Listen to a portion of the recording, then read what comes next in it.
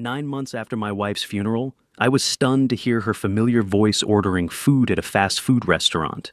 When she turned around, everything from her posture to the distinctive double mole on the back of her hand perfectly matched my late wife. Trembling, I followed her car all the way to a suburban house. There I watched in absolute shock as a man stepped outside and wrapped his arms around her. What I discovered next made my heart stop beating. Welcome back to Revenge Dad. Before the story continues, leave a comment for me and let me know. Are you listening in the morning, afternoon, or late at night? Your comments mean more to me than you might think. Just a heads up, certain details in this story have been adjusted for storytelling and reflection. What matters most is the message it carries. For 9 months I bowed my head before an urn of ashes every morning at 6 whispering words to a woman who wasn't there. The altar sat in my living room in Summerlin, a small table with a white cloth Eleanor had embroidered years ago. Her urn rested in the center-polished brass, catching the first light through the window.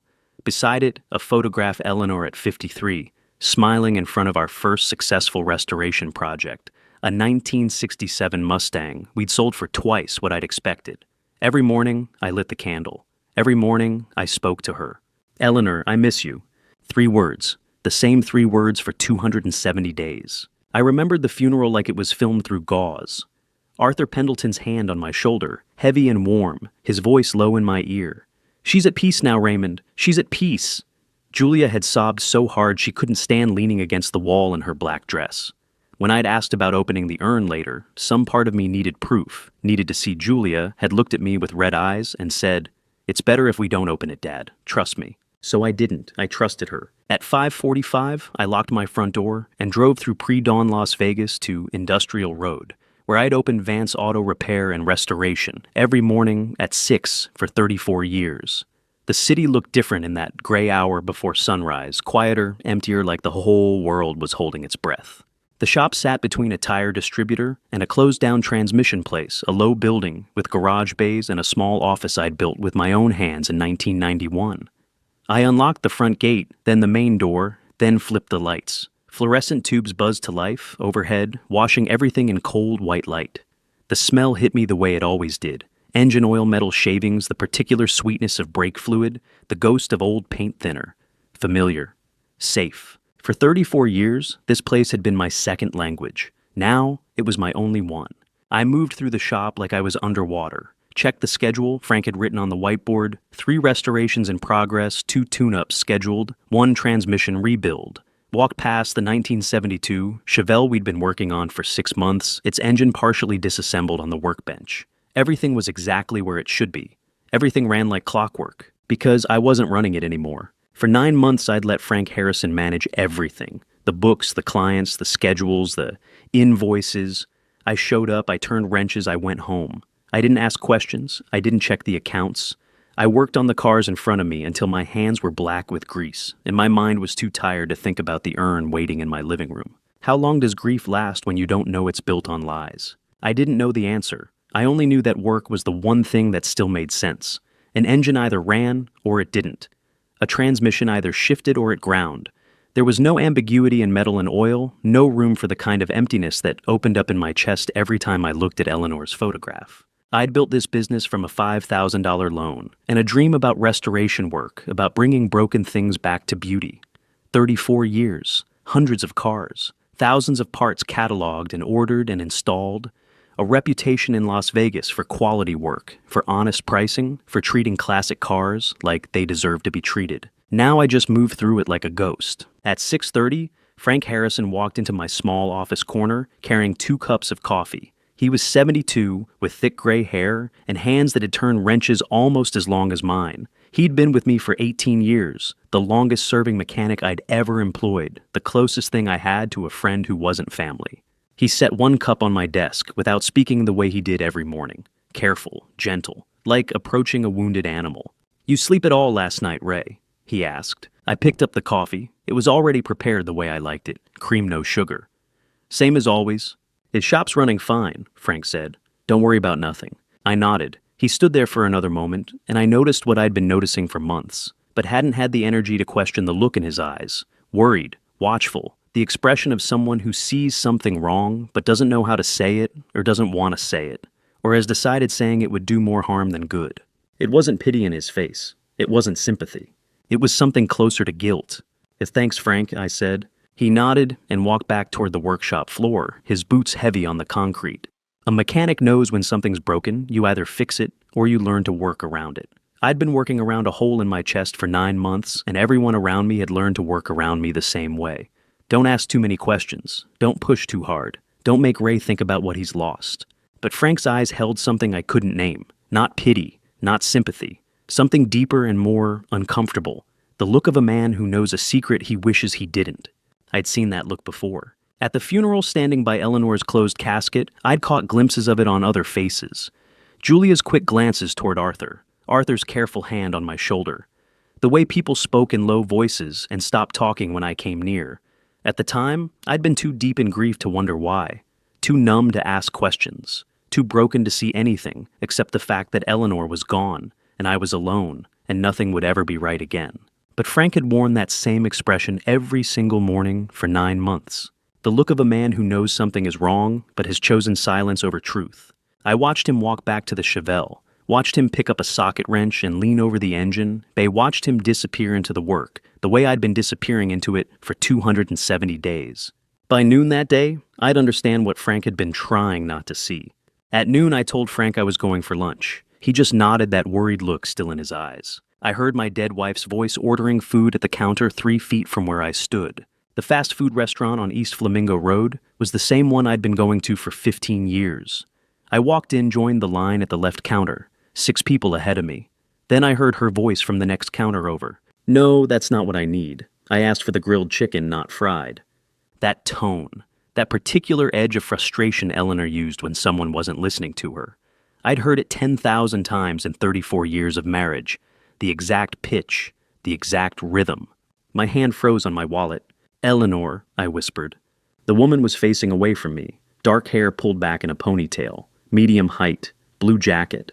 The cashier apologized, started remaking her order. She shifted her weight the way Eleanor always did when waiting, left foot forward, right hand resting on her hip. Then she reached for the new bag. Afternoon light came through the window behind her, harsh Nevada brightness, making details unnaturally sharp. She extended her right hand for the receipt. On the back of her right hand, just below the knuckles, 2 moles sat side by side, dark against pale skin, one slightly larger than the other, a double mole I had traced with my thumb 10,000 times over 34 years. A birthmark as unmistakable as a fingerprint. My brain screamed impossible. My eyes confirmed certainty. The woman turned toward the exit profile, visible for 3 seconds. Eleanor's nose, Eleanor's jawline, Eleanor's forward-leaning walk like she was always in a hurry. She walked past me, 6 feet away, eyes on her phone, didn't see me, frozen by the opposite counter. The glass door swung shut behind her. I ran, abandoned the line, pushed through the door into the parking lot. The woman walked 3 rows over toward a white Ford sedan. I ran to my Silverado, hands shaking so badly I dropped my keys twice. Got the door open, started the engine as the white Ford backed out. She pulled onto East Flamingo, heading east. I followed. 3 cars back. Close enough to keep her in sight, far enough she wouldn't notice a silver Silverado. My hands gripped the wheel knuckles white, autopilot driving while my mind screamed questions that had no answers. Eleanor is dead. I went to her funeral. Arthur put his hand on my shoulder and told me she was at peace. Julia sobbed so hard she couldn't stand. I have her ashes in an urn on my altar. I light a candle for her every morning. How does the brain process impossible? It doesn't. It freezes. It fragments. It follows a white Ford down East Flamingo Road, while screaming silent questions no one can answer. 30 minutes. The road changed from commercial to residential. We crossed into Henderson middle-class neighborhoods with desert landscaping and tile roofs. The Ford slowed, turned right onto a residential street. Then it pulled into a driveway. I drove past, pulled over 4 houses, down killed the engine. The woman who looked exactly like my dead wife got out carrying 2 shopping bags. She walked toward the front door, keys in hand. The door opened before she reached it. Arthur Pendleton walked out. My oldest friend. 60 years of friendship that had survived everything. Arthur, the Clark County forensic pathologist who had handled Eleanor's body after she died. Arthur, who stood beside me at the funeral with his hand on my shoulder, telling me she was at peace. He wore a polo shirt and khakis. Casual, at home. He put his arm around Eleanor's shoulder. Naturally, easily, familiarly. The way you touch someone you've touched 1,000 times before. Eleanor leaned into him, laughing at something he said. They walked into the house together. The door closed. I sat in my truck. March heat built in the cab, turning it into an oven. I didn't move, just sat there watching that beige house where my dead wife lived, with my best friend, the man who had signed her death certificate, the man who had helped me plan her funeral. A mechanic knows when something is broken beyond repair. You can see it in the metal, the way a crack runs too deep, the way a part has been stressed past its limits. Sitting in that truck, watching my best friend embrace my dead wife, I knew my entire life was that broken thing. The sun moved across the sky. Shadows lengthened. The heat became unbearable, then somehow bearable again, the way pain becomes bearable when you stop fighting it.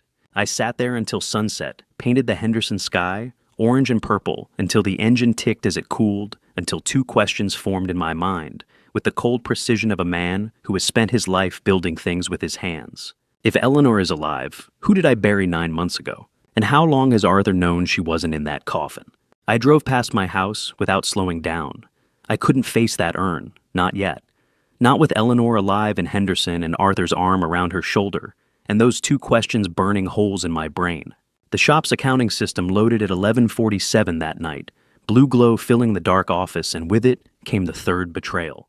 I'd unlocked the shop in darkness, walked past the silent garage bays to my office corner. The coffee from this morning still sat on my desk, cold and forgotten.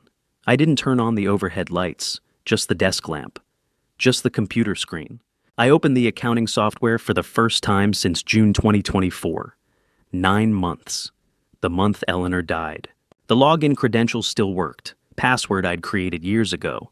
Eleanor1987. The year we got married. My fingers typed it automatically, muscle memory, from 1,000 logins before grief made me stop caring about numbers. The dashboard loaded. Business checking account, balance $180.43. I stared at that number. Vance Auto Repair and Restoration had generated between $30,000 and $50,000 monthly for the past decade. Even with expenses, payroll parts orders, the account should never drop below $50,000. That was the buffer, the safety net, the emergency fund for when a client didn't pay on time, or equipment broke down, or the Nevada heat killed another air conditioning unit. $180. I clicked to the joint savings account Eleanor and I had maintained for 34 years. Balance $340.12. In June 2024, that account had held $4.8 million.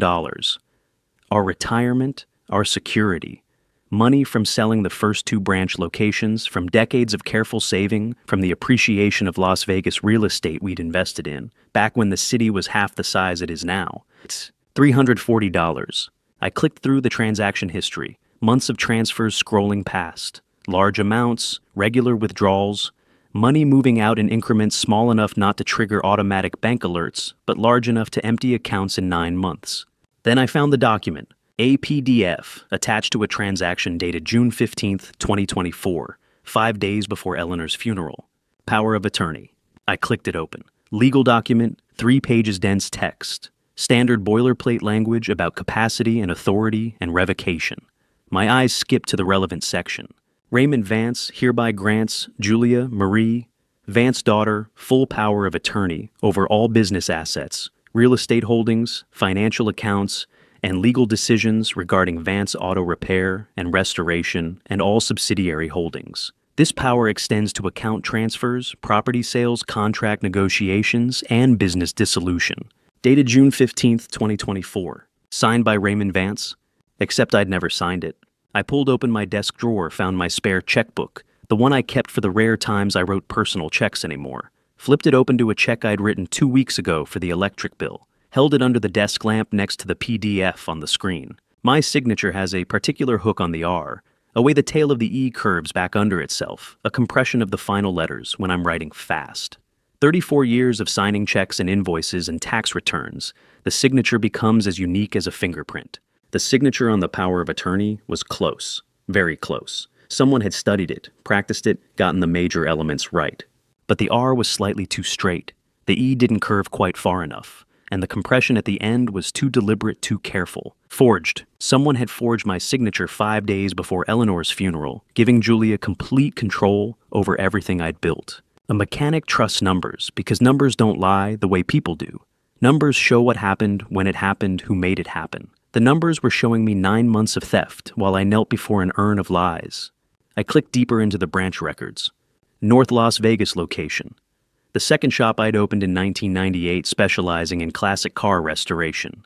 Sold August 2024 for $2.1 million. Buyer Commercial Real Estate Investment Group. Check deposited to the joint account, then transferred out in increments over the following 3 weeks. Henderson location.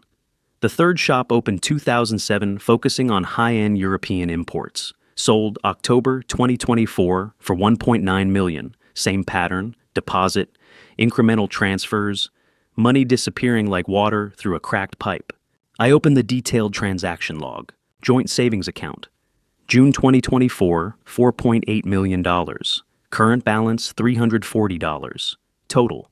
Transferred out $4,799,660. Business checking, June 2024, $3.7 million. Current balance, $180. Total transferred, $3,699,820. Branch sales, $4 million total. Grand total, missing $12.5 million. Every transaction over 9 months. Every transfer, every sale, every withdrawal. Methodically draining 34 years of work, while I bowed my head to an urn each morning and worked on engines with hands that didn't know how to stop moving. Tracing the money was like following oil leaks start at the stain, follow it back to the source. Every trail ended at the same name. Every single transaction showed the same authorized signer, Julia Vance, chief accountant, my daughter. The one I'd trusted to manage the books while I grieved. The one I'd taught about business when she was 16, showing her how to read balance sheets and track inventory and manage cash flow. The one who'd cried at Eleanor's funeral so hard she couldn't stand leaning against the wall in her black dress while I stood numb beside a closed coffin. Julia. Her name appeared 273 times in the transaction log, authorized signer, approved transfer, confirmed sale, her digital fingerprints on every piece of the theft, methodical and deliberate and thorough. Eleanor was alive in Henderson. Arthur had his arm around her like they'd done it 1,000 times. And Julia had orchestrated the theft of everything I'd built while pretending to grieve with me. I sat back in my chair, the office silent, except for the hum of the computer fan. Julia, my daughter, the one who'd sobbed at the funeral while her mother stood alive in Henderson and her girlfriend. I froze at that thought. Chloe Bennett, Julia's girlfriend. 26 years old, worked in tech support somewhere in the city. She'd visited the shop twice in the past month, both times in the late afternoon, both times looking uncomfortable. Stood in the office doorway making small talk, asking how I was doing, if I needed anything, her eyes never quite meeting mine. That discomfort was about to make sense. I didn't sleep. Stayed at the shop running the numbers again, tracing the patterns, trying to understand how my daughter had orchestrated the theft while I knelt before an urn each morning. Chloe Bennett knocked on my office door at 9 that morning, carrying a question she didn't know was evidence. Uncle Ray, Julia's girlfriend. I'd met her maybe 3 times in 2 years, brief introductions, polite small talk.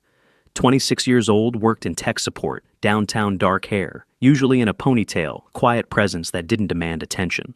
She stood in my doorway, looking uncomfortable, like she wanted to say something, but didn't know how.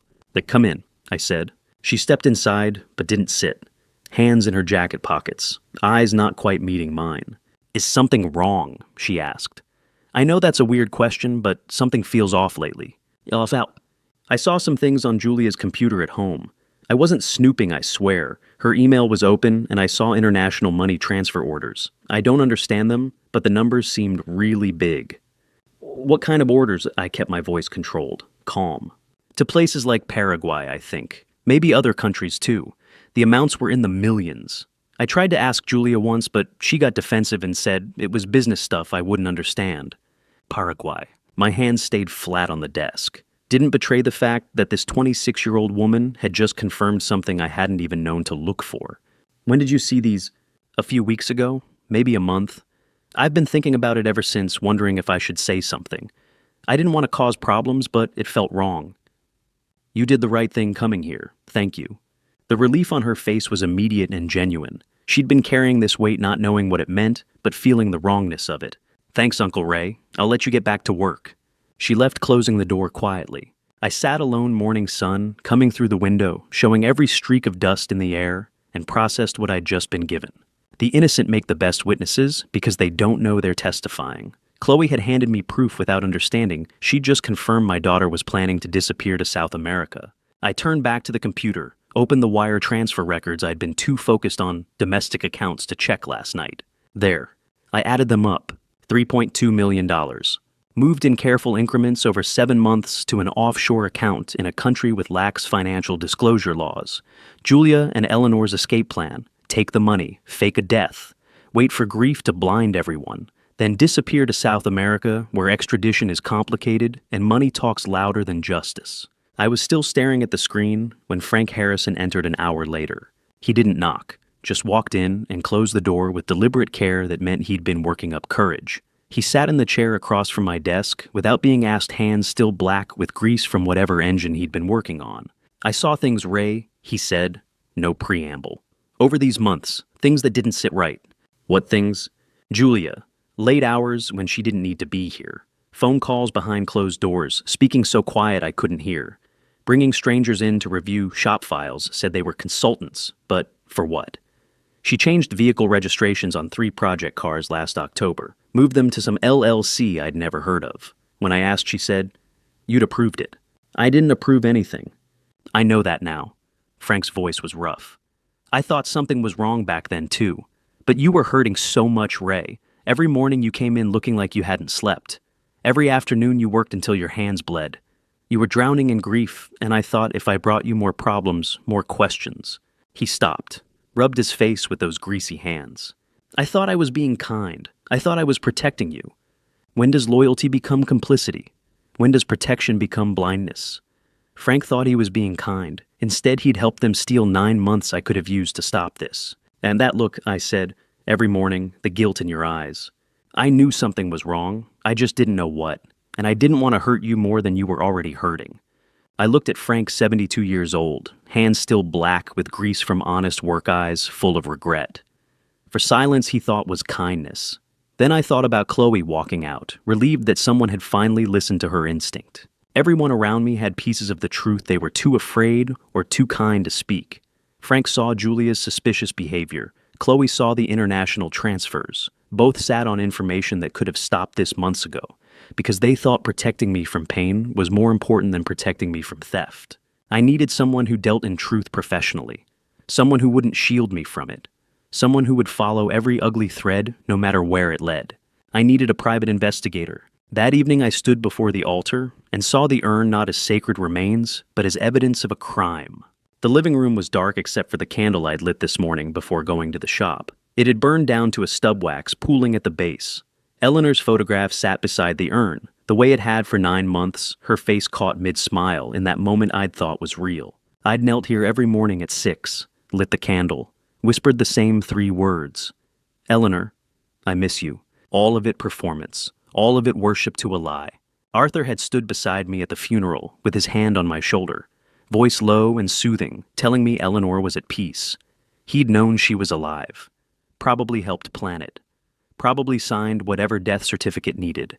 Signing used his position as a forensic pathologist to make the paperwork look legitimate, while Eleanor walked around Henderson with a new name. Julia had sobbed so hard she couldn't stand, leaned against the wall in her black dress while I stood numb beside a closed coffin. She'd been crying over a conspiracy, not a death. Grieving the theft she was already planning, not the mother who stood alive somewhere planning her own disappearance. I looked at the urn, polished brass catching candlelight. Who was in there? Whose ashes had I been bowing to every morning for 270 days? I reached for Eleanor's photograph, heavy silver frame I'd bought at a gallery in Henderson 5 years ago. Picked it up, looked at her face one more time. That smile, the one I'd thought I knew for 34 years. The one I'd traced with my eyes 10,000 times, memorizing the exact curve of her lips, the way her eyes crinkled at the corners when she was genuinely happy versus when she was performing happiness for someone else. I'd thought I could tell the difference. I laid the photograph face down on the altar. Deliberate motion. Final motion. The sound it made against the wood was soft, but absolute. For the first time in 9 months, the urn sat without her image watching over it. There's a moment in every repair job where assessment ends and work begins. You stop looking at what's broken and start planning how to fix it. Laying Eleanor's photo face down was the moment grief time was over. Work time had started. I didn't blow out the candle, just walked away from the altar and left it burning. The next morning I searched online. Private Investigator Las Vegas. Dozens of results. Websites with stock photos of people in sunglasses, promises of discretion, and results marketing copy about cheating spouses and background checks. Then I found a listing with no stock photos, just simple text. Leo Martinez Investigations, Fremont Street address, 30 years, LVMP die, discreet, effective. I called the number. It rang twice before a rough voice answered. Martinez. I need help, I said. They all do. Come by at 2. He hung up. At 2 that afternoon, I drove downtown to an address on Fremont Street, a block off the main tourist corridor. Second floor of a building that looked like it had been there since the Rat Pack era. Narrow stairs. Hallway that smelled like old carpet and air conditioning that didn't quite work. The door said Leo Martinez Investigations in faded gold lettering. Inside a small office, 1 desk, 2 filing cabinets, window with dusty Venetian blinds. The whole space smelled like coffee that had been sitting too long and 3 decades of other people's secrets. Leo Martinez sat behind the desk, 55 years old, reading glasses perched on his nose, while he reviewed a file. Short-sleeved shirt, no tie, thick forearms. The kind of build that said he'd spent years on the street before ending up behind this desk. He looked up when I entered. Raymond Vance? Yes. Sit. I sat in the chair across from his desk. The desk was piled with folders, loose papers, a coffee mug with the LVMPD logo, a stapler that looked older than me. Leo Martinez's office smelled like 30 years of other people's secrets. I was about to add mine to the pile, but unlike the others who came here broken, I was coming here to break back. What do you need? Leo asked. I need to find out everything about someone, I said, then corrected myself. My dead spouse, except she's not dead. Leo leaned back in his chair. It creaked. Explain. So I did. The funeral 9 months ago, the urn I'd worshipped every morning, the voice at the fast food restaurant, the double mole I'd traced 10,000 times, following the white Ford to Henderson, Arthur emerging from the mansion with his arm around Eleanor like he'd done it 1,000 times before. The books I hadn't checked in 9 months, the forged power of attorney, both branch locations sold without my knowledge, the accounts drained, Julia's name on every transaction, $12.5 million gone. Chloe mentioning Paraguay, Frank confessing he'd seen suspicious behavior, but stayed silent to protect me from more pain. Leo listened without interrupting, took notes on a yellow legal pad in handwriting I couldn't read from across the desk. When I finished, he set down his pen and whistled. In 30 years of this work, I've seen a lot, he said. This tops it. Can you help? Can I help? He laughed short and sharp. Yeah, I can help. 10,000 retainer. Another 5 when I deliver the report. 1 week. 1 week. For what you're describing, I need court records, property transfers, death certificates, financial tracking. Most of it's public if you know where to look. The rest, I know people. 1 week gets you everything. I pulled out my checkbook. The business account was empty, but my personal account still had money they hadn't touched yet. Wrote the check for $10,000. Dated it. Signed it with the signature they had tried to forge and failed. Handed it to Leo. He looked at it then at me. You sure that's a lot of money? They stole $12.5 million, I said. This is an investment. Leo took the check, filed it in a folder, wrote me a receipt. 1 week, he said.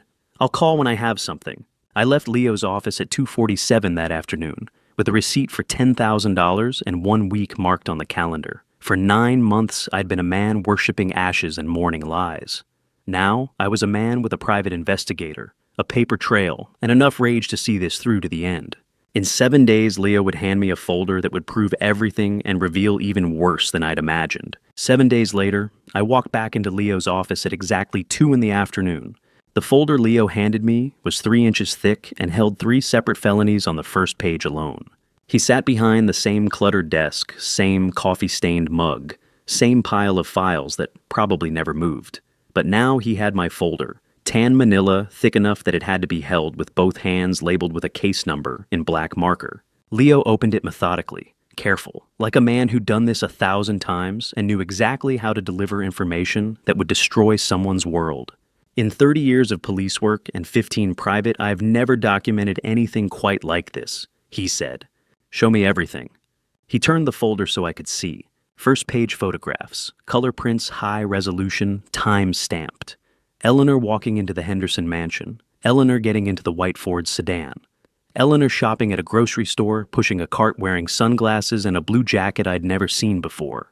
Eleanor alive, healthy, moving through the world, like a normal person, living a normal life. Except she was supposed to be ashes in an urn on my living room altar. Surveillance, I asked. 3 days worth. Once you gave me the Henderson address, I watched the house. She has a routine. Grocery shopping Tuesday mornings, gym Thursday afternoons, coffee shop on Saturdays. She's not hiding. Why would I was supposed to never know? Leo flipped to the second section, property records. Henderson Mansion, purchased August 2023 by Sarah Mitchell. Cash transaction $890,000. No mortgage, no loan. Cash. He laid out more documents. Birth certificate for Sarah Mitchell, born 1978 in Reno. Social security card. Nevada driver's license with Eleanor's face, but Sarah Mitchell's name. All the documents pristine, official-looking, completely fabricated. Who created these, I asked. Document forger named Lenny Curtis. Operates out of North Las Vegas. Does birth certificates, licenses, social security cards. The Sarah Mitchell identity is his work. I'd bet my license on it. I stared at the driver's license. Eleanor's face looking back at me from a lie. The date on the birth certificate caught my eye. This says 2023. That's right, August 2023. The Sarah Mitchell identity existed a full year before Eleanor's death. A year. Not a desperate plan thrown together after a crisis. Not an impulsive decision made in grief or fear. They'd been planning this for a year minimum. Eleanor had become Sarah Mitchell in August 2023. Bought a house. Established a life. Built a complete false identity while still married to me. Still living in our Summerlin home. Still sharing our bed. Documents don't lie the way people do. Every piece of paper Leo handed me was another nail in the coffin, ironic phrase given I'd been mourning the wrong person for 9 months. Leo flipped to the medical records section. Arthur Pendleton's signature, he said, pointing to a death certificate. Eleanor Vance died June 20th, 2024. Cause of death listed as cardiac arrest, following complications from pneumonia. I looked at Arthur's signature. Bold, confident, the signature of a man with authority.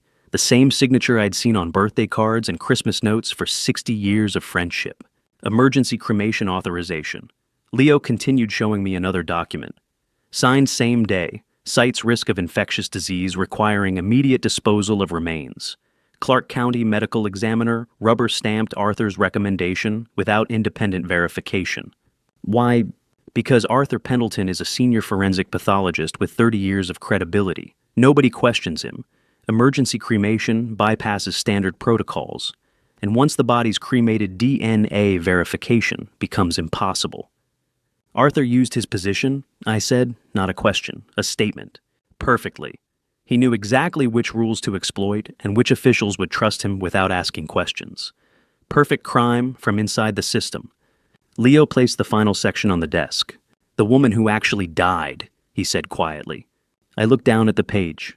Marilyn Cross, age 67, homeless. Stage 4 pancreatic cancer, no permanent address. Died June 18th, 2024, in hospice care at Desert Springs Medical Center, the facility where Arthur works part-time. 2 days later, cremated under the name Eleanor Vance. Marilyn Cross, I said. The name felt strange in my mouth. That's who I buried. That's who you buried. 67 years old, terminal cancer, died in hospice with no family present. Arthur had access to her body, had access to the crematorium, had the authority to sign the paperwork. 2 days after Marilyn died, she became Eleanor's ashes. Who was Marilyn Cross? What did she like? Did she have favorite songs, favorite foods, people who loved her? Besides a niece who took $50,000 to forget she existed.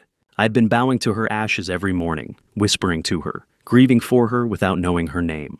She had one living relative, Leo said. Niece named Nadia Cross, 24 years old. Works retail at a store in Henderson. He paused, looked at me directly. Nadia received a $50,000 wire transfer from an account controlled by Julia Vance on June 25th, 2024, 1 week after Marilyn died. I stared at the bank transfer record Leo placed in front of me. Clean white paper with black numbers. Account number, transfer amount $50,000. Date June 25th, 2024. Authorization signature, Julia M. Vance. My daughter hadn't just orchestrated the theft. She'd paid Marilyn Cross's niece $50,000 to stay silent about selling her dead aunt's body. Nadia knows, I said. Nadia knows everything. She knows her aunt died in hospice. She knows someone cremated the body under a different name. And she knows Julia Vance paid her $50,000 not to ask questions about it. $50,000 to Nadia Cross. I stared at that bank transfer record, Julia's signature clear at the bottom. My daughter hadn't just helped steal my money, she'd paid someone to stay silent about buying a corpse. And if Nadia decided $50,000 wasn't enough to keep that secret, everything could unravel before I could act. Leo wasn't finished. His hand moved to turn to the next section of the folder. There's more, he said. Leo turned to the next section of the folder. 200 phone calls, over 9 months each one, a conversation between my daughter and my dead wife that I was never meant to know existed. Leo placed a thick printout on the desk. Call records, pages and pages of numbers, timestamps, durations. The kind of documentation that takes court orders and subpoenas and weeks of bureaucratic patience to obtain. 200 calls, Leo said. I stared at the numbers. Julia's cell phone number at the top of every page. Below it, a series of different international numbers, country codes I didn't immediately recognize. None of them repeated more than a dozen times. Julia called Eleanor 200 times while I thought Eleanor was dead, I said. Statement, not question. Worse, look at the timestamps. Leo pulled out a yellow highlighter, started marking specific entries. His hand moved with practiced precision, the motion of a man who'd done this kind of document review thousands of times in interrogation rooms and courtrooms. June 2024 to March 2025. 9 months of calls spread across the timeline. Some brief 30 seconds, 45 seconds, probably just check-ins. Others lengthy, 7 minutes, 12 minutes, 23 minutes on one call in November. Strategy sessions, planning meetings, updates. The numbers changed every 10 to 14 days. Paraguay 1 week, Cayman Islands the next, Panama. After that, then back to Paraguay. Different providers, different routing, different digital fingerprints. Professional operational security, Leo said. Not amateur cover-up. Burner SIM cards switched every 2 weeks. International routing to make tracking harder. This is more sophisticated than most criminal operations I tracked at LVMPD. They were careful. They were professional. Now look at these specific dates. Leo pointed to the highlighted entries. I remembered that night. Arthur had come over to check on me. Brought pizza because he knew I wasn't cooking for myself anymore. Sat in my living room until 9 talking about old times. Telling me grief takes as long as it takes, I shouldn't rush it. Kind words. Concerned friend. 90 minutes after he'd left my house, Julia called Eleanor. October the 3rd, 2024. Call at 10:15 p.m. Duration 4 minutes. Arthur had visited that night too. Later visit stayed until 9:30. Talked about potentially selling one of the branch locations if I needed liquid capital. Said he could connect me with a good real estate agent. Helpful advice. Supportive friend. 45 minutes after he left, Julia called Eleanor. November 8th, 2024. 3 calls that day. 11:23 a.m., 3:47 p.m., 9:52 p.m. I didn't remember what happened on November 8th specifically, but I knew what the pattern meant. September 12th, October, 3rd November 8th. These match nights Arthur visited you, Leo said. Julia called Eleanor right after he left, every time. They were coordinating around me, in real time. More professional than most operations I tracked in 30 years. Arthur would visit Comfort You plant suggestions about selling assets or taking certain actions. Then Julia would call Eleanor with updates, what you'd said, how you'd reacted, what move to make next. How do you run a conspiracy when one conspirator is supposed to be dead? 200 phone calls, burner SIM cards switched every 14 days, international routing through 3 countries. The answer, very carefully. Arthur sat in my living room offering sympathy.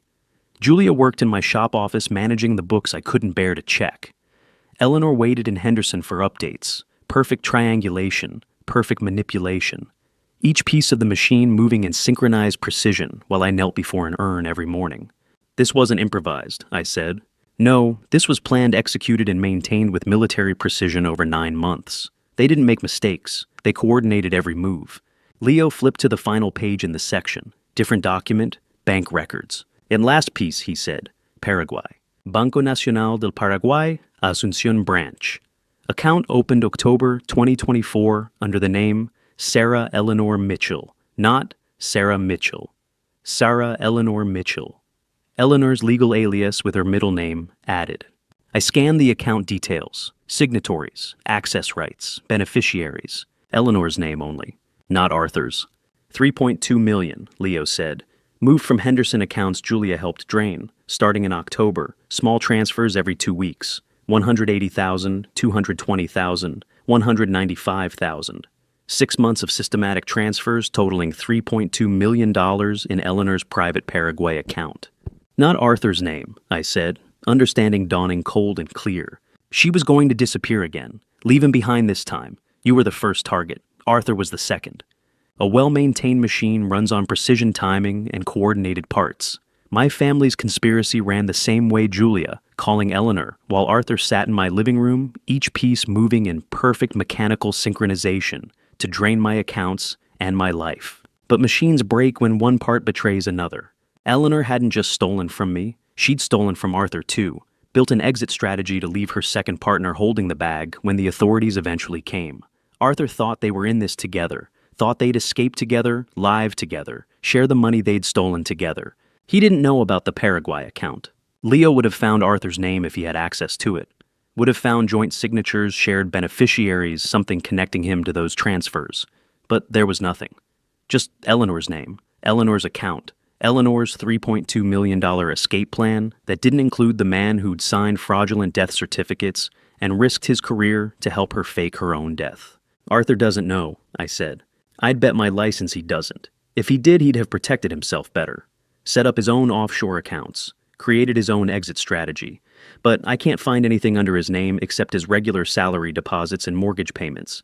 I stared at that Paraguay account printout with Eleanor's name and Eleanor's name only. Arthur didn't know about this. Leo would have found his name if he did, which meant Eleanor had betrayed her co-conspirator the same way she'd betrayed me. And that meant I had something Arthur didn't, the truth about who Eleanor really was. That truth was about to become my most powerful weapon. But a weapon is only as effective as the person who knows how to use it. The next morning, Leo gave me a name, Roxanne Caldwell, criminal fraud attorney. The best he'd worked with in 30 years. Roxanne Caldwell read Leo's 3-inch report without speaking for 11 minutes, while I sat in her 10th floor office and watched my life reduced to legal documentation.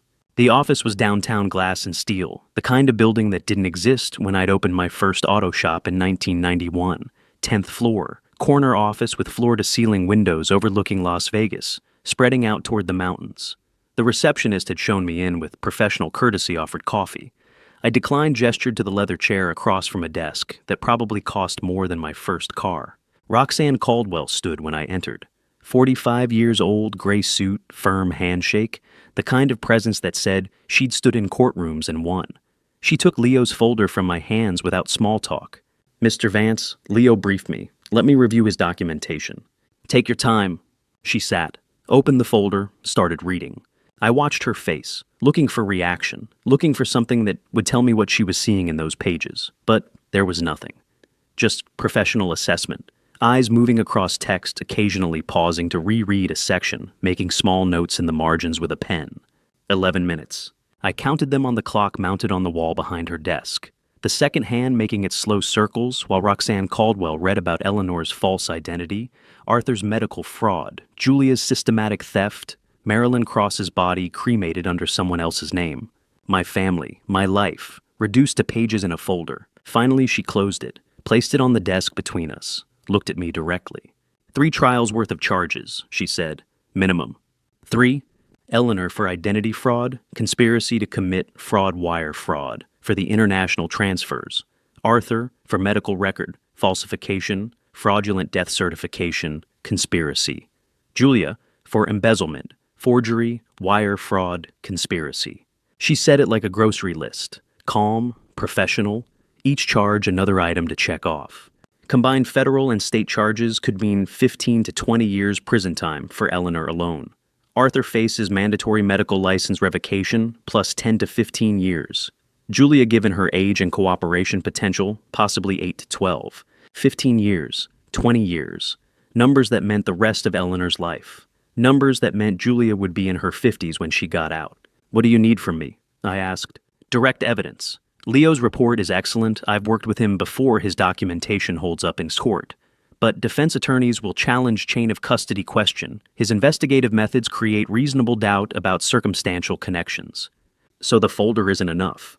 The folder is foundation, but we need something incontrovertible, something a jury can hear that removes all doubt. What? A confession, someone admitting what they did in their own words, on tape. Sitting in that office watching Roxanne reduce my family to legal charges and prison sentences, I understood something documentation doesn't care about love. Evidence doesn't forgive. The law treats betrayal like any other crime, with cold precision and appropriate consequences. Roxanne opened her desk drawer, pulled out a small device, placed it on the desk between us. It was smaller than I expected, about the size of a car key fob, black plastic, single button, LED indicator light. Digital voice recorder, she said. Voice activated, 8-hour battery, encrypted storage that creates chain of custody timestamps.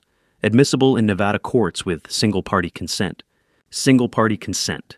You're allowed to record conversations you're part of without informing the other party. It's legal, it's admissible, and it's what we need. I stared at the device. Can you get someone to confess? Roxanne asked. Julia or Arthur, full admission on tape. What they did, how they did it, why they did it. Detailed enough that a defense attorney can't claim it was taken out of context or misunderstood. My daughter, I said, not answering the question, just acknowledging what she was asking. Can you do this? Record your daughter confessing to felony theft. I thought about Julia at 8 years old. Climbing up onto the hood of a 1965 Mustang, I was restoring sitting cross-legged on the warm metal, asking me how engines worked. I'd spent an hour explaining each component. Carburetor, pistons, crankshaft, timing belt. She'd listened with absolute focus, absorbing every detail, asking smart questions. Why does the timing have to be so precise? She had asked. Because if one part is off, the whole system fails. Everything has to work together. That's how machines work. That's how everything works. She'd nodded, serious, understanding the lesson I was teaching about precision and consequences, and how systems break when someone doesn't do their part correctly. What kind of father wears a wire to record his daughter confessing to crimes? The kind who taught her that actions have consequences. The kind who just learned his lessons had been weaponized against him. Can you do this? Roxanne asked again. I picked up the recording device, felt its weight in my palm. Barely anything, lighter than my phone, lighter than my wallet, but the weight of what it represented was absolute. Yes, I said. Roxanne nodded once. Get her talking, ask questions that force details. Names, dates, amounts, methods. The more specific, the better. Don't lead her, let her explain it in her own words. And don't turn it off until she's gone. She slid a business card across the desk. Call me immediately after. I'll need the device within 2 hours to preserve chain of custody. Can you do that? Yes. Then we have a case. I walked out of Roxanne's office with the recording device in my breast pocket weight, barely noticeable, but presence absolute. Julia had used her position as chief accountant to steal my life's work. Now, I was going to use my position as her father to record her admission of guilt. The irony was that I'd taught her everything she knew about how systems worked, carburetor pistons, crankshaft timing, belt precision, and consequences. And now I'd use that same knowledge to dismantle her. 2 days later, I'd call Julia into the shop office with evidence she couldn't deny and a recording device she didn't know was running. 2 days of planning, 2 days choosing exactly which evidence to show and which words to say, and how to make my daughter confess to felonies while thinking I might forgive her. The recording device was running in my breast pocket when Julia walked into my office and I closed the door behind her. Monday morning, 8 o'clock. I'd arrived at the shop 2 hours early, unlocked my office, locked it again from the inside. Placed 3 photographs face down on my desk in a neat row. Surveillance photos Leo had taken. Professional quality. Time and date stamps in the corner. Eleanor entering the Henderson mansion. Eleanor with Arthur on the front porch, his hand on her lower back. Eleanor shopping at a grocery store, pushing a cart wearing sunglasses and a jacket I'd never seen. All dated March 2025. All taken while I'd been kneeling before an urn every morning. I tested the recording device one final time. Press the button. Watch the tiny LED indicator blink, once then, go dark. Voice activated, 8-hour battery, running. Tucked it into my breast pocket, the weight barely noticeable, the presence absolute. Unlocked the office door, walked out to the workshop floor, where Frank and 2 other mechanics were already working on the morning's first jobs. Julia stood at the far workbench, reviewing an invoice 28 years old, my only child wearing jeans, and the shop polo shirt with her dark hair pulled back the way Eleanor used to wear hers. Juanita, I said, calm voice. I need to see you in the office. Now. She looked up. Is something wrong? Close the door behind you. I walked back to the office, sat behind my desk, waited. Footsteps in the hallway. The door opened. Julia stepped inside, concern on her face, the expression of someone who doesn't know what's happening but knows it isn't routine. Dad, what's... Close the door. She closed it, sat in the chair across from my desk. The same chair Chloe had sat in when she'd told me about Paraguay. The same chair Frank had sat in when he'd confessed to seeing things, but staying silent. Now, Julia sat there looking confused and slightly worried, but not yet afraid. I reached for the first photograph, turned it face up, slid it across the desk toward her. Eleanor entering the Henderson mansion, March 15th, 2025, 2:47 p.m. Julia's face drained of color instantly. Not gradually, not in stages. All at once like someone had opened a valve and let the blood out. I turned the second photograph face up, slid it across. Eleanor with Arthur on the porch, March 18th, 2025, 4:23 p.m. Julia opened her mouth to speak. I raised my hand. Silence. Third photograph, face up, across the desk. Eleanor shopping at a grocery store with Arthur, March 22nd, 2025, 10:15 a.m. Julia stared at the photos. 3 images of her mother, alive and healthy, and living a normal life in Henderson, while Julia had helped me mourn a fake death and worship ashes that weren't Eleanor's. Dad, I can explain. Not yet. Those aren't... Don't lie to me. Not anymore. Watching my daughter's face drain of color as she saw photos of her living mother was the moment I stopped being her father and became her prosecutor. The recording device in my pocket was the line between those two men, and I'd crossed it the moment I pressed record. Julia looked up from the photos, eyes wide, breathing fast. The professional mask she'd worn for 9 months while draining my accounts cracking in real time. How did you... I know everything I said. Simple statement, true statement. The Henderson mansion, Arthur, the Forge power of attorney, the branch sales, all of it. Dad, please. I also know about the accounting system. I leaned forward slightly, kept my voice calm. I froze it at 6 this morning. You have no access to any files, no ability to move money, no way to cover tracks or delete records or create new documentation. Julia went even paler. Hadn't thought that was possible, but the color kept draining. You're completely trapped, I said. No escape options, no time to plan, no way out. She stared at me. Then the professional mask shattered completely. Mom, approach me, she said. Words coming fast, now desperate. She said it was to protect the business from a divorce settlement. She said you'd been having an affair and she needed to secure assets before you could hide them. The power of attorney was just... It was supposed to be temporary, just to... Keep talking, I said. She kept talking. 90 seconds of explanation, Eleanor's plan, the forged signature, the branch sales Julia had facilitated, Arthur's role in the death certificate, how they'd coordinated everything around my grief, how Julia had thought she was protecting the family business. The recording device captured every word. Then I raised my hand again. Julia stopped mid-sentence. Not here, I said. This is the wrong place, wrong time. I want to understand everything from the beginning, but properly. Not in an office where Frank might walk in or a customer might interrupt. Julia nodded, hopeful, desperate, thinking I was offering something. Let's have lunch, I said. Thursday. We'll go somewhere quiet. You can explain everything. I'll listen. Really listen. You will... I want to understand Julia. I want to know why, but I need the whole story. Can you do that? Can you tell me everything? Yes, she nodded fast. Yes, Dad, I can explain all of it. It wasn't supposed to be like this. It was supposed to protect... Thursday, I said. We'll talk Thursday. A good trap requires 3 elements: bait the target, wants walls they can't see, and a trigger they activate themselves. The lunch invitation was the bait. The recording device was the walls. Julia's desperation would be the trigger. She stood. Thank you. Thank you for listening. I know this looks bad, but if you just let me explain everything... Thursday, I repeated. She left my office thinking I'd offered her mercy a chance to explain, maybe even forgiveness, over lunch. She didn't know the recording device had already captured her initial confession.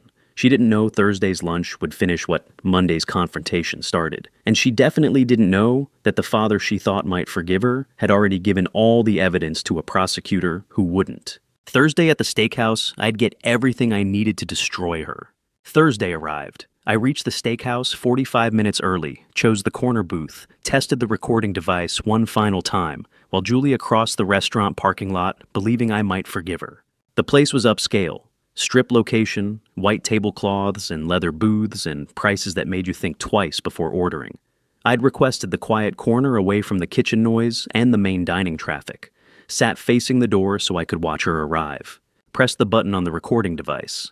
Tiny LED blink. Voice activation confirmed. Battery at 100%.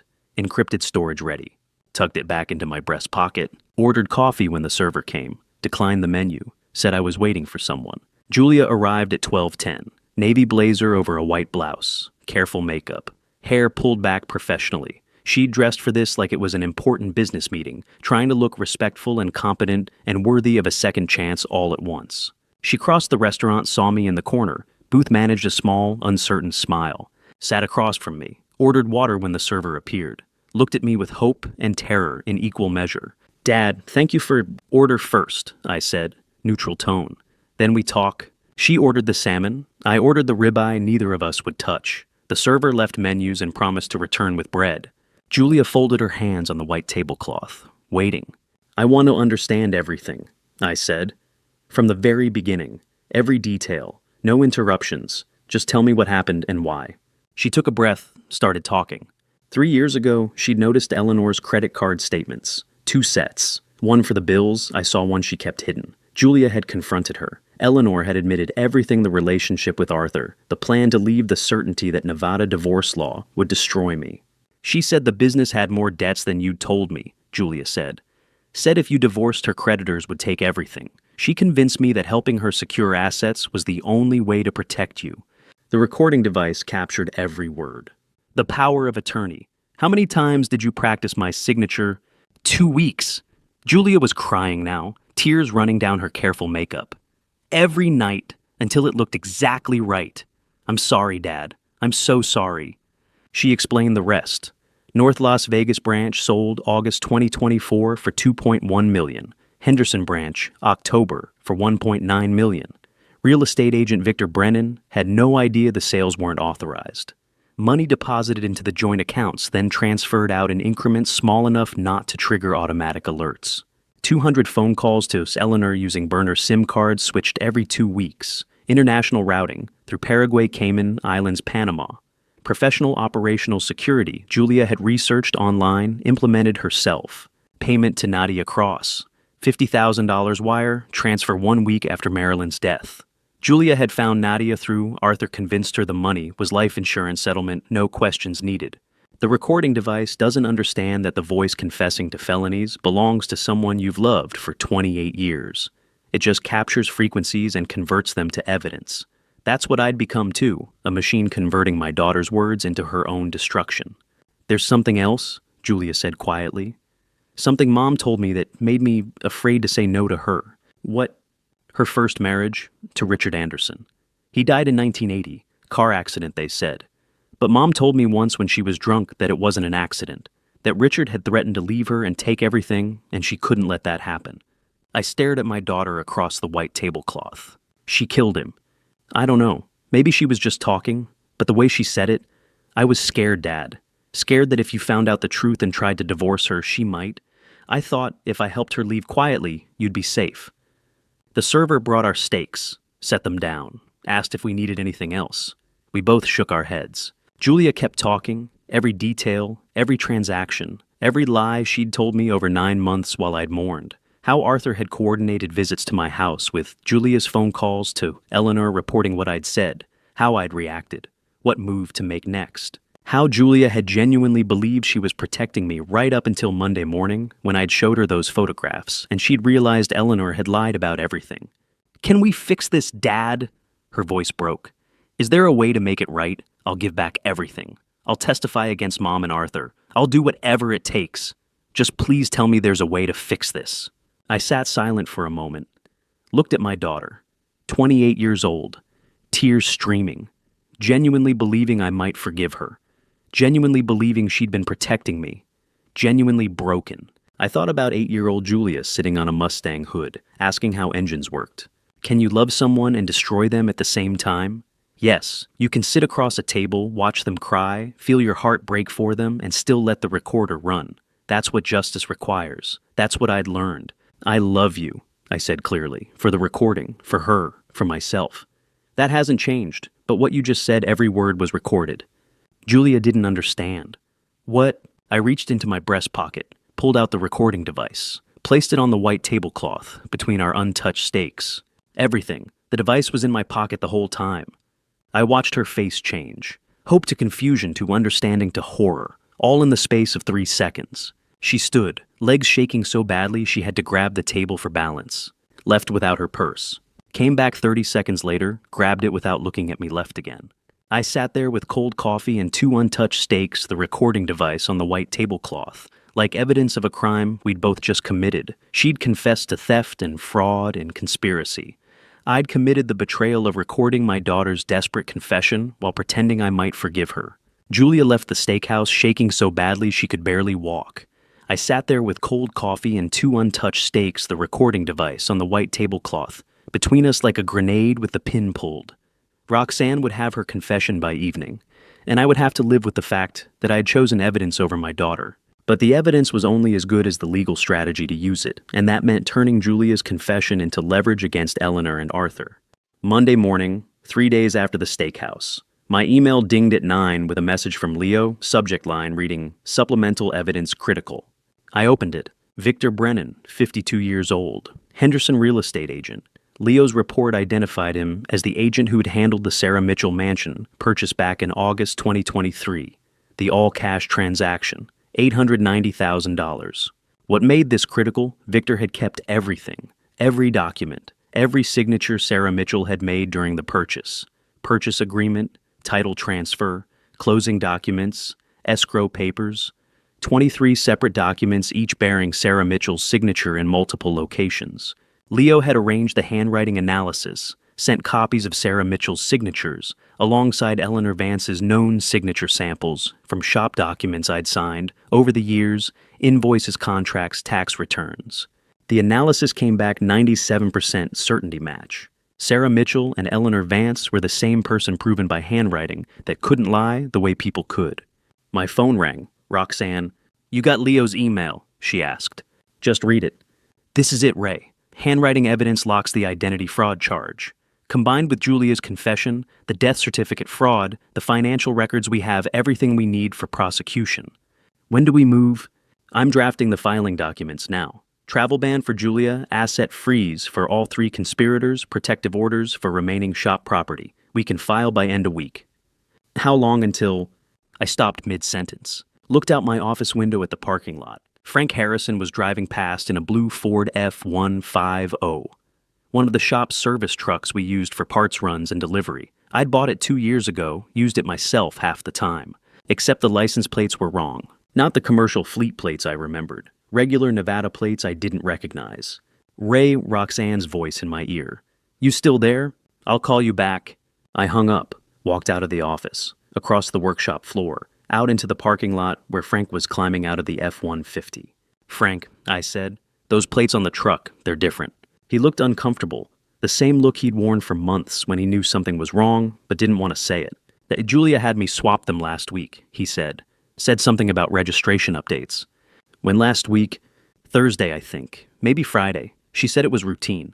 Cold certainty settled in my chest. Julia wasn't just caught, she was actively liquidating. Building a criminal case is like assembling an engine. Every piece must fit precisely, every connection, verified, nothing left to chance. Victor Brennan's signatures were the last missing gasket in a machine designed to crush Eleanor's lies. But while I'd been building that machine, Julia had been dismantling everything she could still reach. I walked back to my office, pulled open the file cabinet, found the vehicle registration binder I hadn't looked at in months, because Julia handled all the administrative work. The fleet should show 8 vehicles, 5 trucks, 3 sedans. Standard inventory for a shop our size. I flipped through the registration transfers. Blue Ford F-150. Transferred to private buyer April 28th. Signature Julia Vance, authorized agent.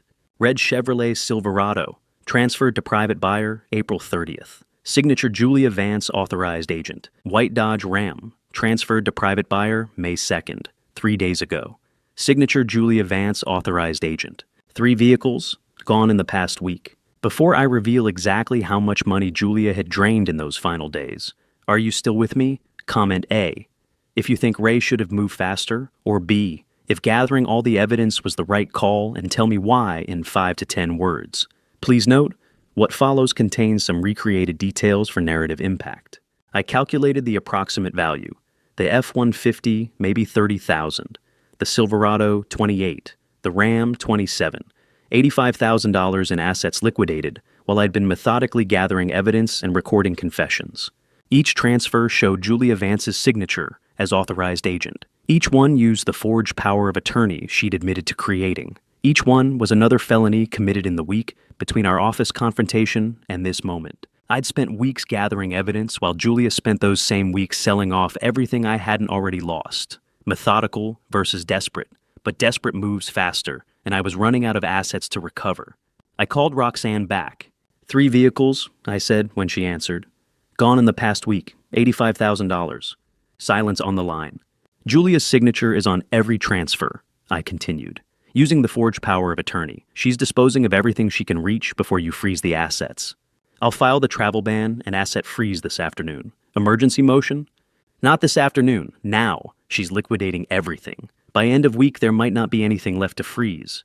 Ray, how fast can you move? Give me 2 hours. I'll have the emergency motions filed by noon. Judge can issue temporary orders same day if I argue immediate flight risk and ongoing asset disposal. Do it. I'm on it. Stay by your phone. She hung up. I sat at my desk with the vehicle registration binder open, looking at Julia's signatures, authorizing the sale of trucks she had no legal right to touch, using power of attorney she'd admitted on tape to forging.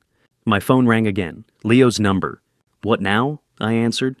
We have a problem. His voice was tight, controlled, the tone of someone delivering bad news they wish they didn't have to deliver. What kind of problem? Nadia Cross just hired a lawyer. I went still. When? This morning. Attorney filed notice of representation an hour ago.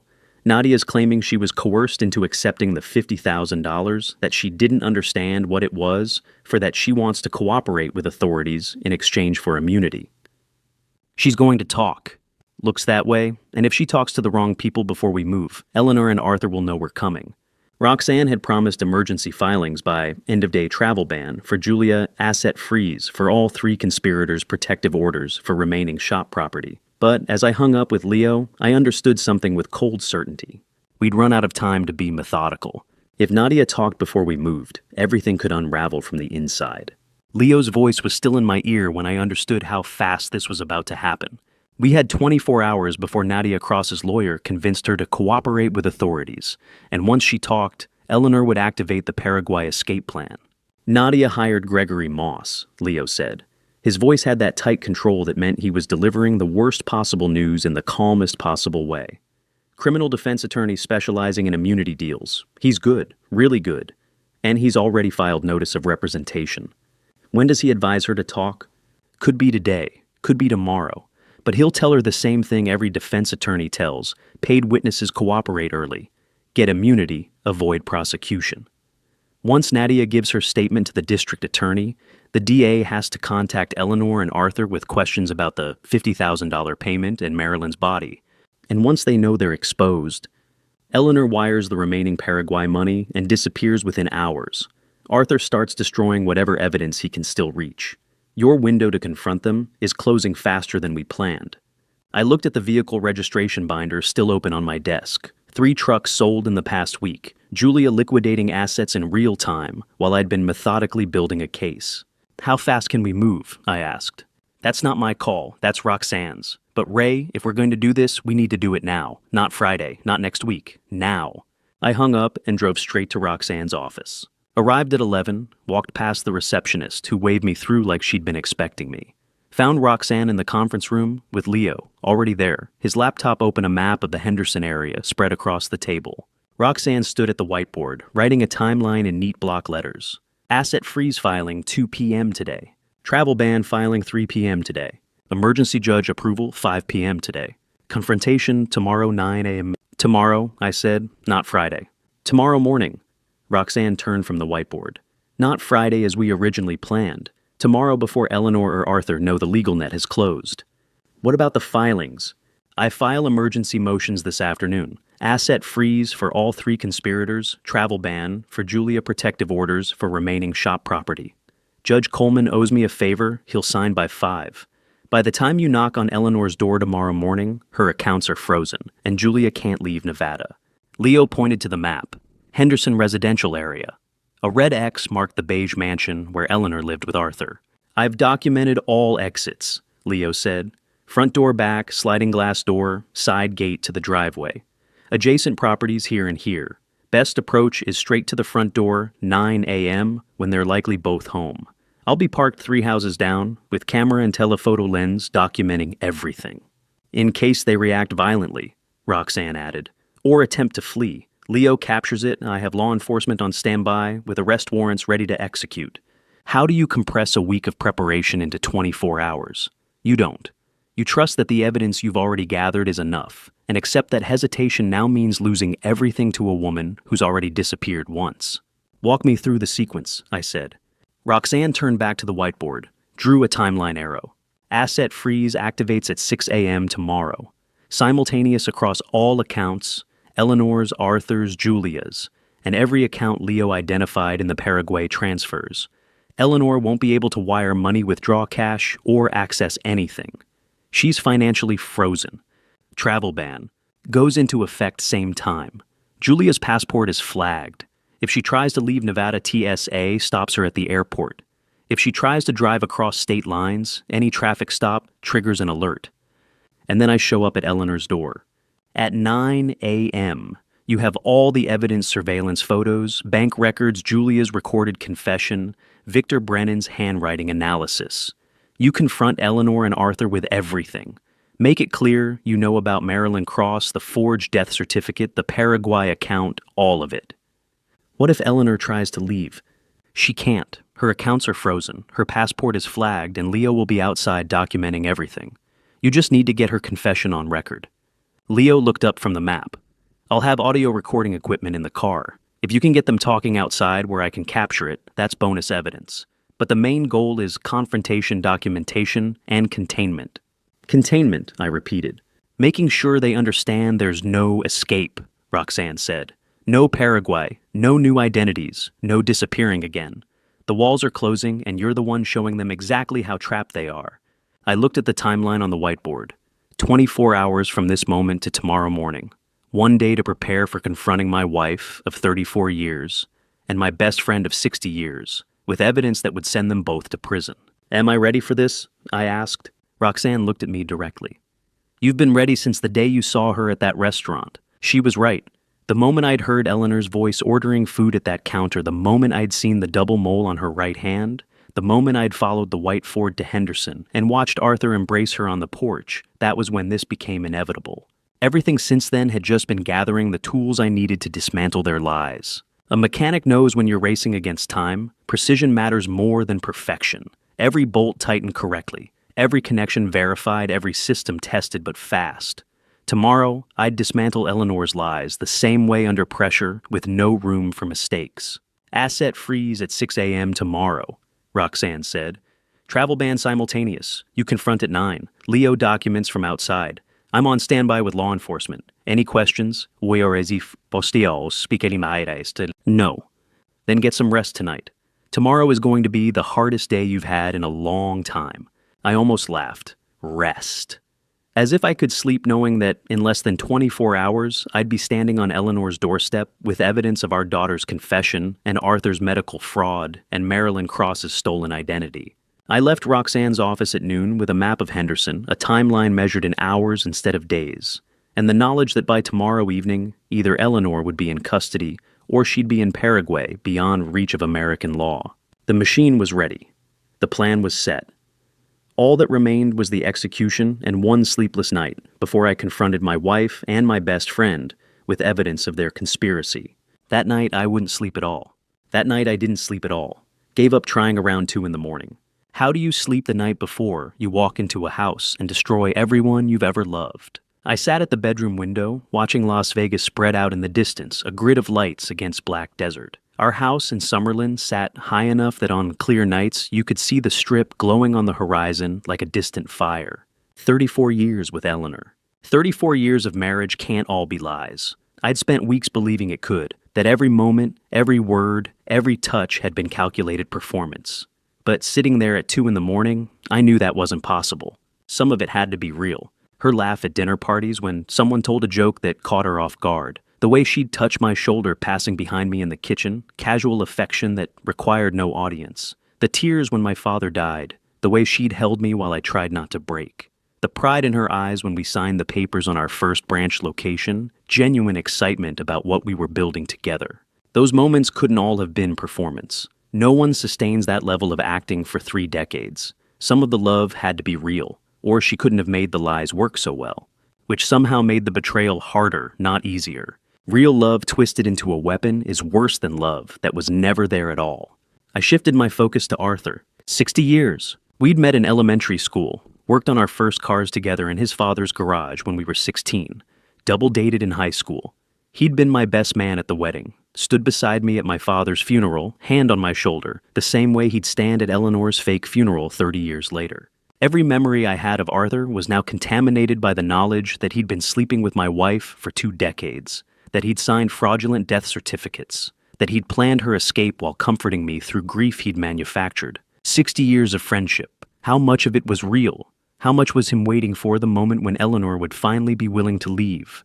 Then Julia. 28 years from her first breath. I'd taught her to walk, to read, to change oil on a car when she was 12, to balance the shop books when she was 16. Every lesson I'd given her, every skill I'd passed down, she'd weaponized against me. The forged signature she'd practiced for 2 weeks, the accounting knowledge she'd used to hide transfers, the understanding of business operations she'd deployed to sell my branches without triggering alarms. I'd built her into the perfect accountant. She'd become the perfect thief. Which memories are real and which are lies? Does it matter? A mechanic knows a tool that worked perfectly for 30 years, then breaks you is worse than one that never worked at all. At least with broken tools, you throw them away without regret. But I couldn't throw away 34 years with Eleanor, or 60 years with Arthur, or 28 years with Julia. Those decades existed. Those memories were real, even if the people in them had been performing roles I'd been too blind to see. The bedroom was dark except for the city lights through the window. The clock on the nightstand read 2:47 a.m. 6 hours until the confrontation. 6 hours until I walked into that Henderson mansion and showed them everything I knew. My thoughts shifted to someone I'd never met. Marilyn Cross, 67 years old, homeless. Stage 4 pancreatic cancer. Died alone in a hospice facility where Arthur worked part-time. No one had mourned her real death because everyone thought they were mourning Eleanor. No candles lit with her name. No prayers said for her soul. No funeral attended by people who'd loved her. Just $50,000 paid to her niece for silence, and a body cremated under a false identity while I'd stood beside a closed coffin, speaking words meant for someone else. Marilyn Cross had died thinking she was anonymous, thinking no one would remember her name or care that she'd existed. And for 9 months, she'd been right. I'd knelt before her ashes every morning whispering Eleanor's name. I'd mourned a lie while Marilyn's truth sat in that brass urn, unacknowledged, unmemorialized, unremembered. Revenge is wanting them to hurt the way you hurt. Justice is wanting the truth told and the victim remembered. I'd spent 9 months wanting revenge. But sitting in that dark bedroom, thinking about Marilyn Cross, I understood I was after something simpler. I wanted her name spoken out loud by people who'd tried to erase her. I stood from the window. Tomorrow wasn't about making Eleanor suffer, or watching Arthur lose his medical license, or seeing Julia face criminal charges. Those things would happen. The evidence was too strong, the confessions too clear, the conspiracy too documented. But that wasn't why I was going to Henderson. I was going because Marilyn Cross deserved to have her name spoken in that mansion, in front of the people who'd stolen her death and used it as cover for fraud. In front of Arthur, who'd signed the fake certificate, and Eleanor, who'd profited from the identity swap, and in front of every conspiracy they had built on Marilyn's anonymous corpse. Someone needed to say her name out loud. Someone needed to remember she'd existed, she'd mattered. She deserved justice even though she was gone. Tomorrow, that someone would be me. The clock read 3:24 a.m. I thought about trying to sleep again, dismissed it. Sleep required peace or exhaustion, and I had neither. Just this cold clarity about what tomorrow required and why it mattered beyond my own betrayal. At 4 in the morning, I finally lay down, knowing I wouldn't sleep, but needing to rest my body for what the day would demand. When I walked into that Henderson mansion in 5 hours, I'd carry 3 things with me. Evidence Eleanor couldn't deny. Leo's folder with surveillance photos, bank records, handwriting analysis. Julia's recorded confession, every piece of documentation that proved what they'd done. Truth Arthur couldn't escape. The knowledge that I knew about the fake death certificate, about Marilyn Cross's body, about the hospice facility, where he'd found a convenient corpse to cremate under Eleanor's name, and Marilyn Cross's name on my lips. Let them hear it and know exactly what they had done. Let them understand that their conspiracy hadn't just stolen from me. It had erased a woman who died alone and deserved better than being forgotten. By 9 a.m., I'd be standing at their door. By 9, I was ready. But I waited. The asset freeze needed time to activate across all accounts. The travel ban needed confirmation from TSA. Roxanne called at noon. Everything was in place. Julia couldn't leave Nevada. Eleanor couldn't access her money. The legal net had closed. Though I arrived at Henderson at 3. Arthur Pendleton opened the door, and in 1 second I watched 60 years of friendship die in his eyes. I'd parked the truck 3 houses down at 2:55, walked to the mansion carrying the evidence folder Leo had prepared, rang the doorbell at exactly 3 o'clock, footsteps inside. The door opened. Arthur stood there in jeans and a polo shirt, home on a Tuesday afternoon, casual, comfortable, living the life he'd built with my wife while I'd mourned a woman who wasn't dead. I watched his face transform in real time. Surprise at seeing me on his doorstep, then confusion about why I'd come all the way to Henderson unannounced, then understanding beginning to dawn, then horror, full, complete, absolute horror. Arthur knew why I'd come, knew this day had arrived, had probably been waiting for it, dreading it, hoping it would never happen, but knowing eventually it would. "Ray, what are you—" His voice died mid-sentence. "I need to talk to my wife," I said, calm, direct, the voice of a man stating simple facts. I didn't wait for an invitation, stepped forward into Arthur's personal space. He backed up reflexively, the automatic response of someone who'd just recognized a threat. I crossed the threshold into the mansion. The smell hit me first, not unpleasant, just familiar in the way houses have distinct scents you don't notice until you've been away from them. I'd surveilled this place from my truck for hours over the past weeks, but I'd never been inside. Never smelled the particular combination of coffee and cleaning products and whatever air freshener Eleanor preferred. From deeper in the house came the crash of something dropping, glass shattering on tile, rapid footsteps in the hallway. I kept walking toward the sound. Arthur followed behind me, helpless to stop what was happening, but unable to leave. "You can't just—" "Watch me," I said without turning. The entry opened into a living room, on the right a hallway, straight ahead, leading deeper into the house. The crash had come from that direction. I walked toward it. Eleanor appeared at the hallway's end. Frozen mid-step, face white, one hand braced against the wall for balance. 9 months since I'd seen her at the fast food restaurant. 9 months since I'd followed her here and watched Arthur embrace her on the front porch. Now she stood 15 feet away in the hallway of a house bought with my stolen money, wearing casual clothes, her hair cut in a different style than I remembered, looking exactly like Eleanor, and nothing like the dead woman I'd mourned. I'd rehearsed this moment 100 times in my head, what I'd say, how I'd say it, what expressions I'd wear. But standing in that hallway watching Eleanor realize her 9 months of freedom were ending, I understood no rehearsal. Prepares you for the moment, lies stop working, and truth takes over. I stopped walking, looked directly at her, said one word. Eleanor, her name, not a question, not an accusation, just a fact, a statement of identity. Recognition of who she was and what she'd done, and the reality that could no longer be denied. She opened her mouth, closed it. No words came. No denial, no claim of mistaken identity. No performance of a stranger confused by some crazy man who'd broken into her house. No Sarah Mitchell act. No confusion about who I was or why I'd come or what name I'd just spoken. Just silence.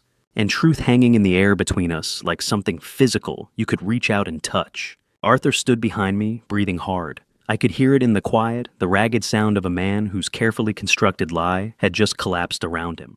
Eleanor's hands trembled at her sides. She was still braced against the wall, still frozen in that moment of being caught, with no escape route and no cover story that would work. For the first time in 9 months, she had no lie to tell, no performance to give, no identity to hide behind. Just Eleanor, just the truth. Just the woman who'd faked her death and stolen my money and made me worship an urn of ashes that weren't hers while she lived in this Henderson mansion with my best friend.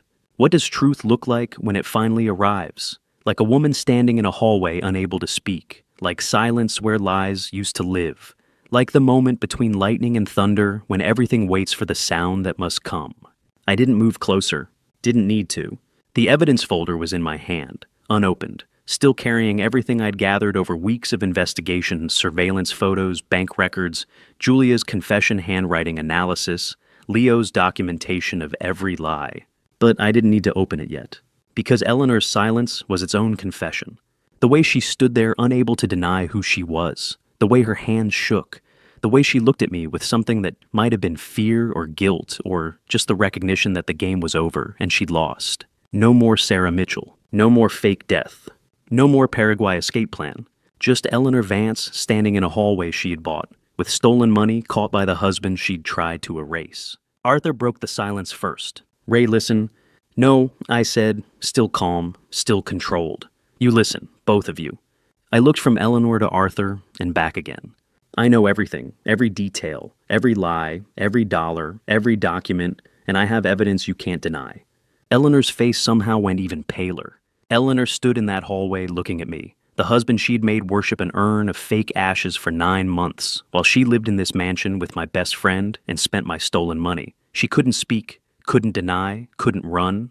For the first time since June 2024, Eleanor Vance had nowhere to hide from the truth, and I had evidence she couldn't escape. I opened the evidence folder on their coffee table.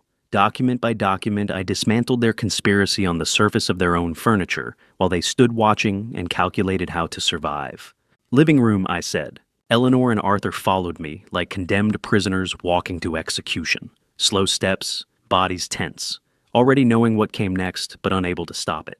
I sat on their couch, placed the folder on the coffee table, opened it carefully, methodically, the way I'd open a toolbox before starting a complex repair. Eleanor and Arthur remained standing on the opposite side of the table, close together but not touching, united in their exposure but already separate in their fear. I removed the first items, 3 8x10 photographs Leo had taken, laid them side by side on the polished wood surface. Eleanor entering the Henderson mansion. Date stamp, March 15th, 2025. Clear shot of her face, her clothes the white Ford in the driveway behind her. Eleanor shopping with Arthur at a grocery store. Date stamp, March 18th, 2025. Both of them visible in frame, Arthur's hand on the shopping cart, Eleanor reaching for something on a shelf. Eleanor at a restaurant. Date stamp, March 22nd, 2025. Sitting across from Arthur at a booth, coffee cup in hand, laughing at something he'd said. 3 photographs, 3 dates, all of them 9 months after her funeral. I didn't explain, didn't need to. Just let them look at the evidence of Eleanor's continued existence captured in professional surveillance photos they had no way to deny. Eleanor's hands shook at her sides. Arthur swallowed visibly. I watched his throat move. What is this? Eleanor's voice broke on the last word. Evidence, I said, calm, flat, the voice of a man presenting facts. I placed the next items. Leo's investigation report. 23 pages documenting the Sarah Mitchell identity created by Lenny Curtis in 2023. Birth certificate, social security card, driver's license, all fabricated. All dated a full year before Eleanor's supposed death. Victor Brennan's real estate documents, the Henderson Mansion purchase agreement, every page showing Sarah Mitchell's signature, every signature analyzed. Handwriting match to Eleanor Vance, 97% certainty. Phone records, printed spreadsheets showing 200 calls between Julia's number and various international numbers over 9 months. Country codes rotating Paraguay, Cayman Islands, Panama. Burner SIM cards switched every 2 weeks. Professional operational security that proved coordination planning, systematic conspiracy. Presenting evidence is like assembling an engine in reverse instead of building something that runs. You're showing exactly how the machine of lies was constructed, piece by documented piece, until the criminals can see their own blueprint used against them. Eleanor stared at the phone records. Julia did, I said. I pulled out the final piece. Small digital recorder. The same one Roxanne had given me. The one that had captured Julia's confession at the steakhouse 2 weeks ago. Placed it on the coffee table among the other evidence. Pressed play. Julia's voice filled the living room. Mom came to me 3 years ago, said if you divorced her, the business debts would destroy you. I thought I was protecting you. Eleanor's face went white. The power of attorney. How many times did you practice my signature? My voice on the recording. Calm, clinical, extracting confession like a surgeon, removing evidence from a crime scene. 2 weeks, every night, until it looked exactly right. Julia crying on the recording, admitting everything. Eleanor's approach, the forged signature, the branch sales, the systematic theft, the $50,000 to Nadia Cross. Every detail of the conspiracy spoken in Julia's own voice, recorded with her knowledge that it would be used against her. Arthur's face transformed as he listened. Understanding dawning that Julia hadn't just been caught. Julia had confessed. Julia had betrayed them completely, turned state's evidence, given me everything I needed to prosecute. The recording ran for 3 minutes. Julia's voice explaining how she'd practiced my signature for 2 weeks, how she'd sold the branch locations, how she'd transferred money in increments designed to avoid detection, how she'd made 200 phone calls to Eleanor using burner SIM cards Leo had tracked anyway, how she'd paid Marilyn Cross's niece $50,000 to stay silent about the body swap. When the recording ended, I pressed stop. Silence filled the living room. I didn't come to argue, I said. I came to show you what I have, and what happens next. Eleanor opened her mouth, closed it. No defense came. No explanation that would work. Julia's confession had already destroyed every possible lie. Arthur just stood there breathing. Then I watched something happen that told me everything I needed to know about their relationship. Eleanor and Arthur exchanged a look. Not fear, not grief, not the desperate connection of lovers caught together facing consequences as one. Pure calculation. I'd imagined Eleanor and Arthur as passionate lovers who couldn't resist each other. That was the story that made sense of betrayal. But watching them calculate survival odds in that living room, I understood they'd never loved each other. They'd just used each other, which meant they'd betray each other the moment it benefited them. Eleanor's eyes asked a question. Can you get a better deal than me? Arthur's eyes answered, I don't know, but I'm going to try. They weren't lovers caught together. They were accomplices calculating individual survival odds, assessing who had more to lose, who could negotiate a better deal with prosecutors, who might betray whom first to save themselves. Their relationship wasn't about love or passion or emotional connection. It was a transaction, always had been. Eleanor needed someone with medical credentials to fake her death. Arthur wanted someone who wasn't his wife. Mutual benefit, mutual use, mutual exploitation. And now that the benefit was ending, so was the alliance. I had one more document in the folder, still folded, still hidden beneath the other papers. The one piece of evidence I'd saved for last because I knew it would split them completely. The Paraguay account. $3.2 million in Eleanor's name only. Not Arthur's, not joint, just hers. Proof that Eleanor had been planning to betray Arthur from the beginning.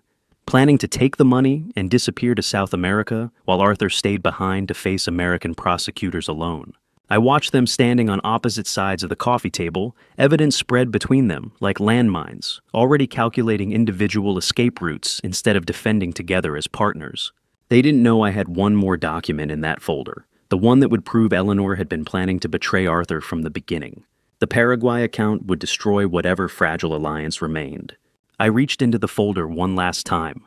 The Paraguay account statement felt heavier than paper should feel. $3.2 million. Eleanor's name only, not Arthur's, not a joint account, just hers.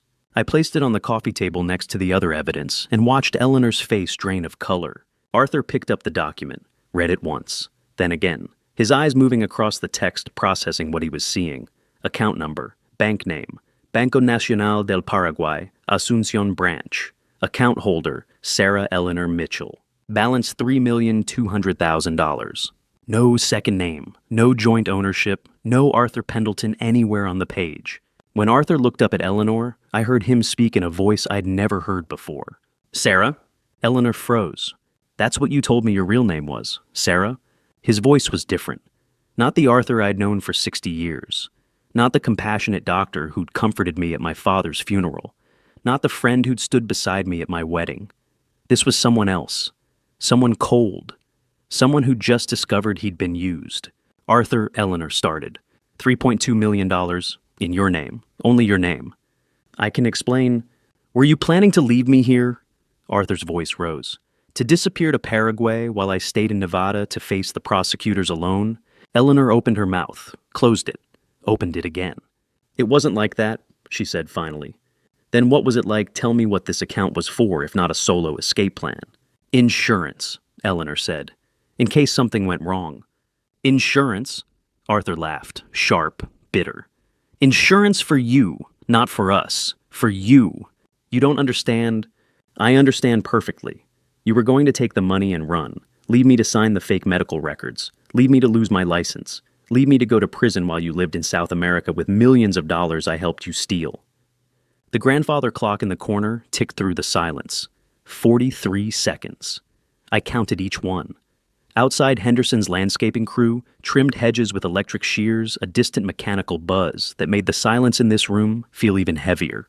My hands rested on my knees, steady, patient, waiting. You signed those papers willingly, Eleanor said. Her voice changed, defensive now, angry. Don't pretend Lenny forced your hand. Lenny, I filed the name away. Lenny Curtis. The forger Leo had identified. Eleanor had just confirmed it without realizing she was giving me additional evidence. I signed them because you told me we were in this together, Arthur said. Because you said we'd disappear together. Because I trusted you. Trusted me. You. Eleanor's laugh matched Arthur's bitterness. The documents are still in your safety deposit box. I made copies, Eleanor. Did you think I'd just trust you? Safety deposit box. Another detail. Another piece of evidence they were handing me while destroying each other. Arthur had kept copies of the forged documents. Probably thought it was insurance against Eleanor betraying him. Never imagined it would become evidence I could use to prosecute them both. You made copies, Eleanor repeated. Of course you did. Because you never trusted me either. Apparently with good reason. They stood on opposite sides of the coffee table now.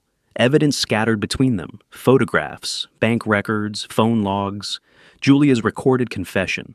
And now the Paraguay account statement that had destroyed whatever pretense of partnership they had been maintaining. I gave up everything for you, Arthur said. My reputation, my career, my marriage, all of it, for this. He gestured at the evidence. For a woman who was planning to abandon me from the beginning. You gave up nothing, Eleanor shot back. You wanted out of your marriage anyway. You wanted the excitement. You wanted to feel alive again. Don't pretend this was some noble sacrifice. I falsified a death certificate for you. For us. You did it for us. There is no us, there never was. You just used me. And you used me. Don't act innocent. You knew exactly what you were doing when you signed those medical records. When you cremated that woman's body under my name.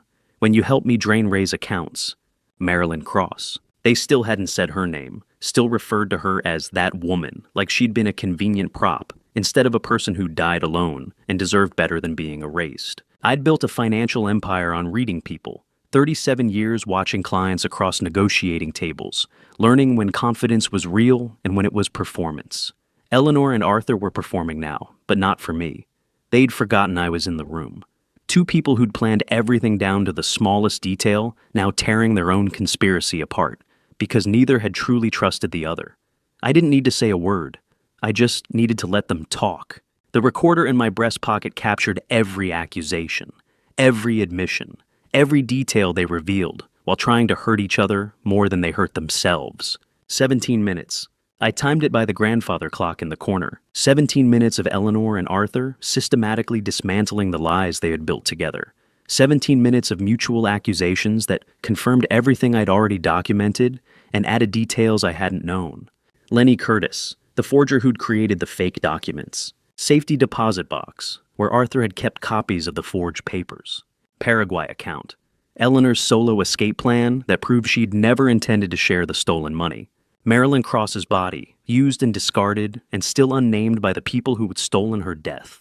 17 minutes for a perfectly planned conspiracy to eat itself alive. Then they ran out of words. Arthur stood up. Eleanor stood up.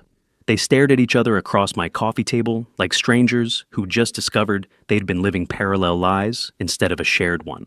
17 minutes. That's how long it had taken for a perfectly planned conspiracy to eat itself alive. My recorder had captured every word, every accusation, every detail they'd revealed in their anger. I had everything I needed now. Almost everything. There was still one question neither of them had answered, and I was about to ask it. The phone rang at 5:47 in the morning, while I was sleeping in an armchair at my auto repair shop, because I couldn't face going home to an empty house. "Ray, it's Roxanne," the attorney said. "The FBI just notified me that Julia was detained at McCarran Airport, trying to board a flight to Buenos Aires with $800,000 in cash." I sat up my neck stiff from the awkward angle. When security flagged her 20 minutes ago, TSA found the money in 2 duffel bags, 50s and 100s shrink-wrapped. The Henderson Mansion confrontation had ended 12 hours earlier when Eleanor and Arthur finally stopped screaming at each other long enough to realize I'd recorded everything. I'd walked out with 17 minutes of audio that would send them both to prison. Now, Julia had tried to run. "Is she talking?" I asked. "Lawyered up immediately," Roxanne said. "But the money tells its own story. We're executing warrants on her house and the Henderson properties within the hour." I stood and walked to the window. Dawn was breaking over the mountains, painting the sky in shades of orange and gray. Somewhere out there, my daughter was sitting in a holding cell, and I'd put her there. "There's more," Roxanne continued. "Eleanor and Arthur were stopped at a real estate office in Summerlin 90 minutes ago. They were trying to liquidate one of the Henderson rental properties using false identification documents. That twisted the knife deeper. Even after I'd confronted them, even after they knew I had evidence, they'd still tried to grab what they could before running. The Paraguay account might have been Eleanor's solo escape plan, but Arthur had his own backup strategy. What names were they using? I asked. Sarah Caldwell and Michael Romano. The forger did quality work we're running prints now to confirm it's Lenny Curtis like your recording indicated. I thought about the safety deposit box Arthur had mentioned during the argument. Eleanor had screamed at him for keeping the forged documents instead of destroying them. That mistake would cost them both. "Ray, you still there?" Roxanne asked. "Yeah, what happens now?" "Arraignments later today. All 3 of them. The U.S. attorney wants to move fast given the flight risk. Julia with the cash, Eleanor with the Paraguay account, Arthur with the fake IDs.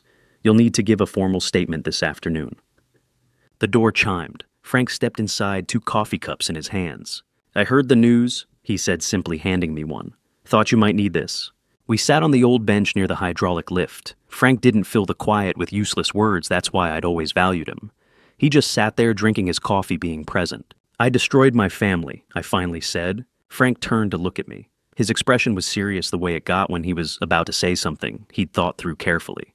"No, Ray, they destroyed themselves. You just refused to be their next victim." "She's my daughter." I wanted to believe him. God, I wanted to believe that exposing Julia, turning over evidence, recording Eleanor and Arthur's confession, that all of it had been justice rather than revenge. But sitting there in the early morning light, all I felt was hollow.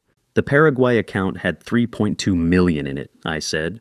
"Eleanor's name only. Not joint, not Arthur's. She was going to leave him too." Frank whistled low. "Thieves don't trust thieves. They tore each other apart last night. 17 minutes of them blaming each other, revealing details they'd kept hidden. I just sat there with my phone recording while they destroyed themselves." "Smart," Frank said. But it hadn't felt smart. It had felt like watching a car crash in slow motion, knowing I'd caused it by showing Eleanor that bank statement. The entry twist had been the Paraguay account revealing her solo escape plan. The exit twist had been their recorded argument exposing evidence I hadn't even known to look for: Lenny Curtis, the safety deposit box, the forged documents. "You know what the worst part is?" I asked. The question hung in the air, a pattern interrupt that Frank didn't try to answer. "I won. I got everything I wanted, evidence, confessions, justice. And it feels like I lost everything that mattered." Frank stood and put his hand on my shoulder. "You'll get through this. One day at a time, just like we did after your real wife died. Marilyn. Her name was Marilyn Cross, and someone had cremated her body under Eleanor's name. That question from last night at the mansion still didn't have an answer. Whose grave was really whose, and what had they done with Marilyn's remains?" "Frank," I said quietly, "there's something else I need to do, something I should have done 6 months ago." He looked at me, waiting. "I need to find out where Marilyn really is."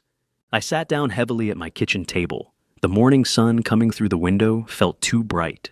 "You're certain?" The room tilted slightly. "What? Arthur planted that urn. It's a prop. We don't even know whose ashes are inside, if there are any at all. Could be fireplace ash for all we know." I looked through the doorway at the living room. The urn sat on its small altar table where I'd placed it 9 months ago. Flowers on either side, a framed photo of Eleanor smiling. I'd knelt there every morning, talking to her, apologizing for not being a better husband, asking forgiveness for things I'd never actually done wrong. "I've been praying to a lie," I said quietly. Leo didn't argue. We spoke for another 10 minutes, details about Arthur's falsified paperwork, Marilyn's actual death date in June 2024, the trail that led to Nadia Cross disappearing from all records after her mother entered the facility. When we hung up, I sat in the silence of my kitchen for a long time.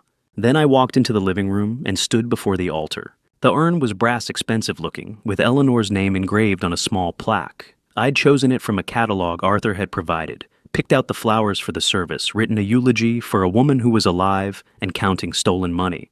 Every gesture had been choreographed, and I'd performed exactly as they had wanted.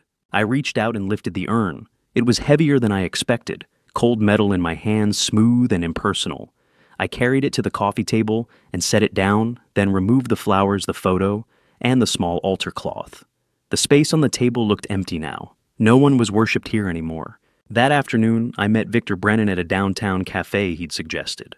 Victor Brennan was the real estate agent who'd processed the Henderson estate transfers 40-something. With genuine regret in his eyes and a leather portfolio he set carefully on the table between us. He'd called 2 days after the arrests, asked to meet in person.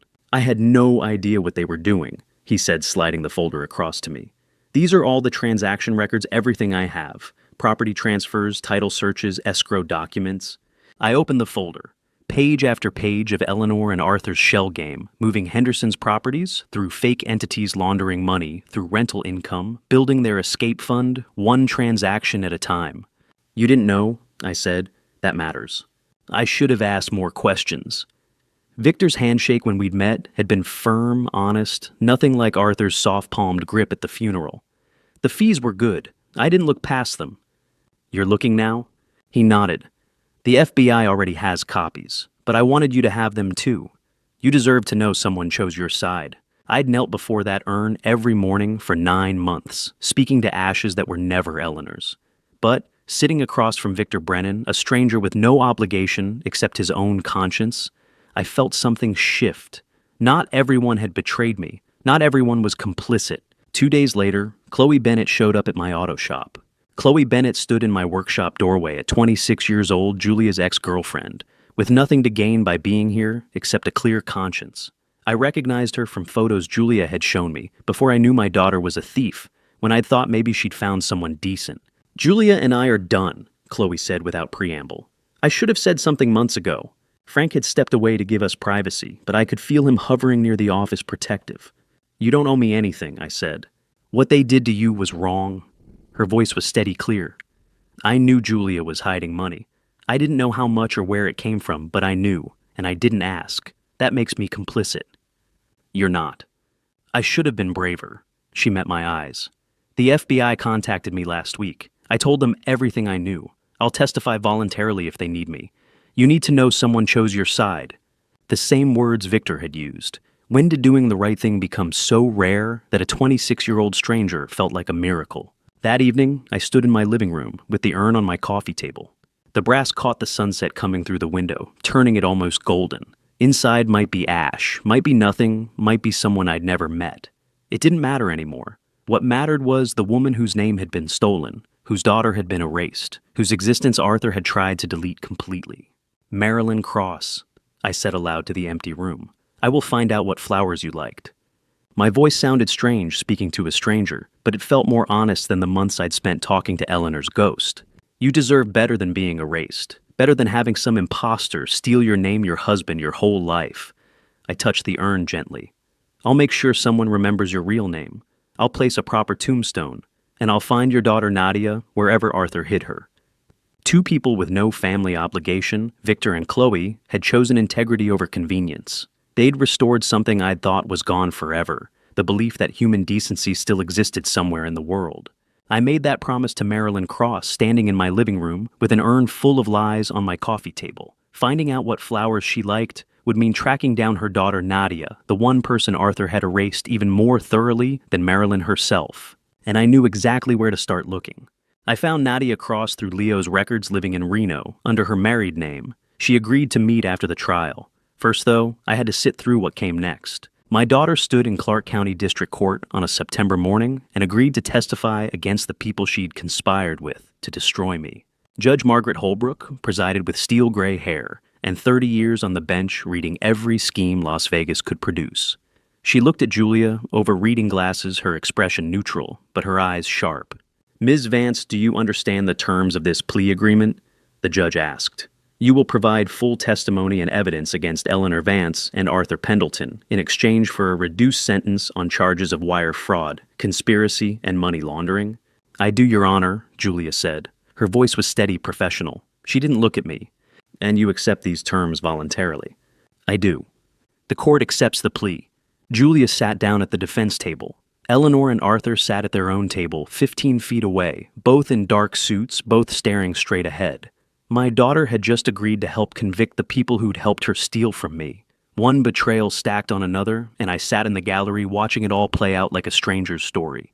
The prosecutor called me to the stand an hour later. I placed my hand on the Bible, swore to tell the truth, and sat in the wooden witness chair. The courtroom was smaller than I'd expected. No dramatic high ceilings or grand architecture, just a functional space where justice happened or didn't. I looked at Judge Holbrook, not at Eleanor or Arthur. "Mr. Vance," the prosecutor began, "please tell the court about your business." "And what happened to that business?" "They took everything I built over 34 years. I kept my voice level. $12.5 million stolen through forged power of attorney documents, fake medical declarations, and identity fraud. The prosecutor walked me through the timeline. Eleanor faking her own death using Marilyn Cross's body, the fake funeral, the systematic theft from my accounts, while I grieved a shadow built entirely on corporate and personal deception. I answered each question clearly, factually, without emotion. The truth didn't need drama. "Mr. Vance, is there anything else you'd like the court to know?" I looked at Judge Holbrook directly. "There's one more name that needs to be in this record, Marilyn Cross." The courtroom was quiet. I paused. Eleanor Vance took her place, stole her identity, and buried her under a false name. Marilyn Cross deserves to be remembered in this proceeding. "Thank you, Mr. Vance," the prosecutor said quietly. I stepped down from the witness stand and walked past Eleanor. Our eyes met for 1 second. No words, no anger, just one look, acknowledging what was and what was gone. She stared ahead again, face blank. Whatever had been between us, real or imagined, was finished. My voice didn't shake when I said Marilyn Cross's name in that courtroom. Victor Brennan testified next, his leather portfolio open on the witness stand rail. The client identified herself as Sarah Mitchell. Victor said, pointing to a real estate contract. She provided identification signed documents and completed the Henderson property transfer on March 15th.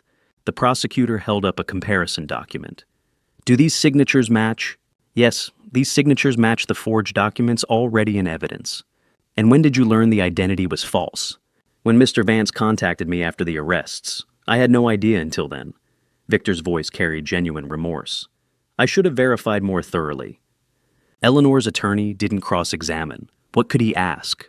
The signatures were there, the false identity documented, the property transfers complete. Chloe Bennett took the stand after the afternoon recess. She wore a simple gray suit and spoke clearly, looking at the judge, not at Julia.